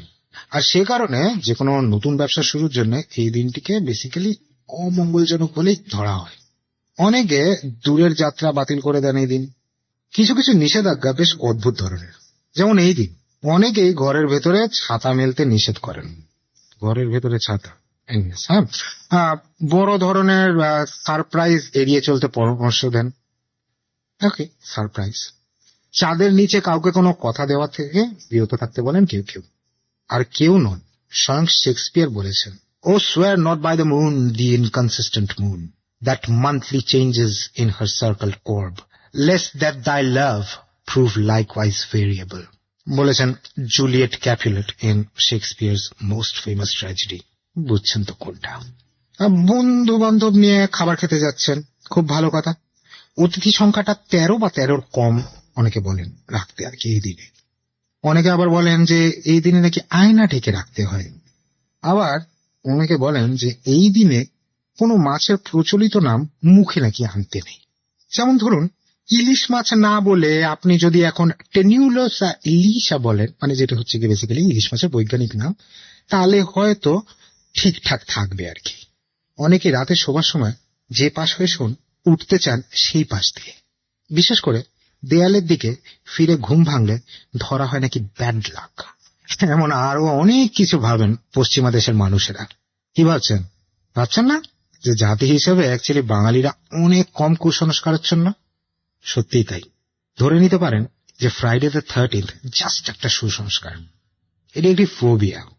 যাই ভাবেন না কেন, পরামর্শ একটাই, এই দিন নিয়ে খুব একটা বেশি ভাবতে যাবেন না, কারণ আপনার ইচ্ছা শক্তি, আপনার চিন্তা শক্তি, আপনার বিশ্বাস এসবের চেয়ে অনেক বেশি পাওয়ারফুল।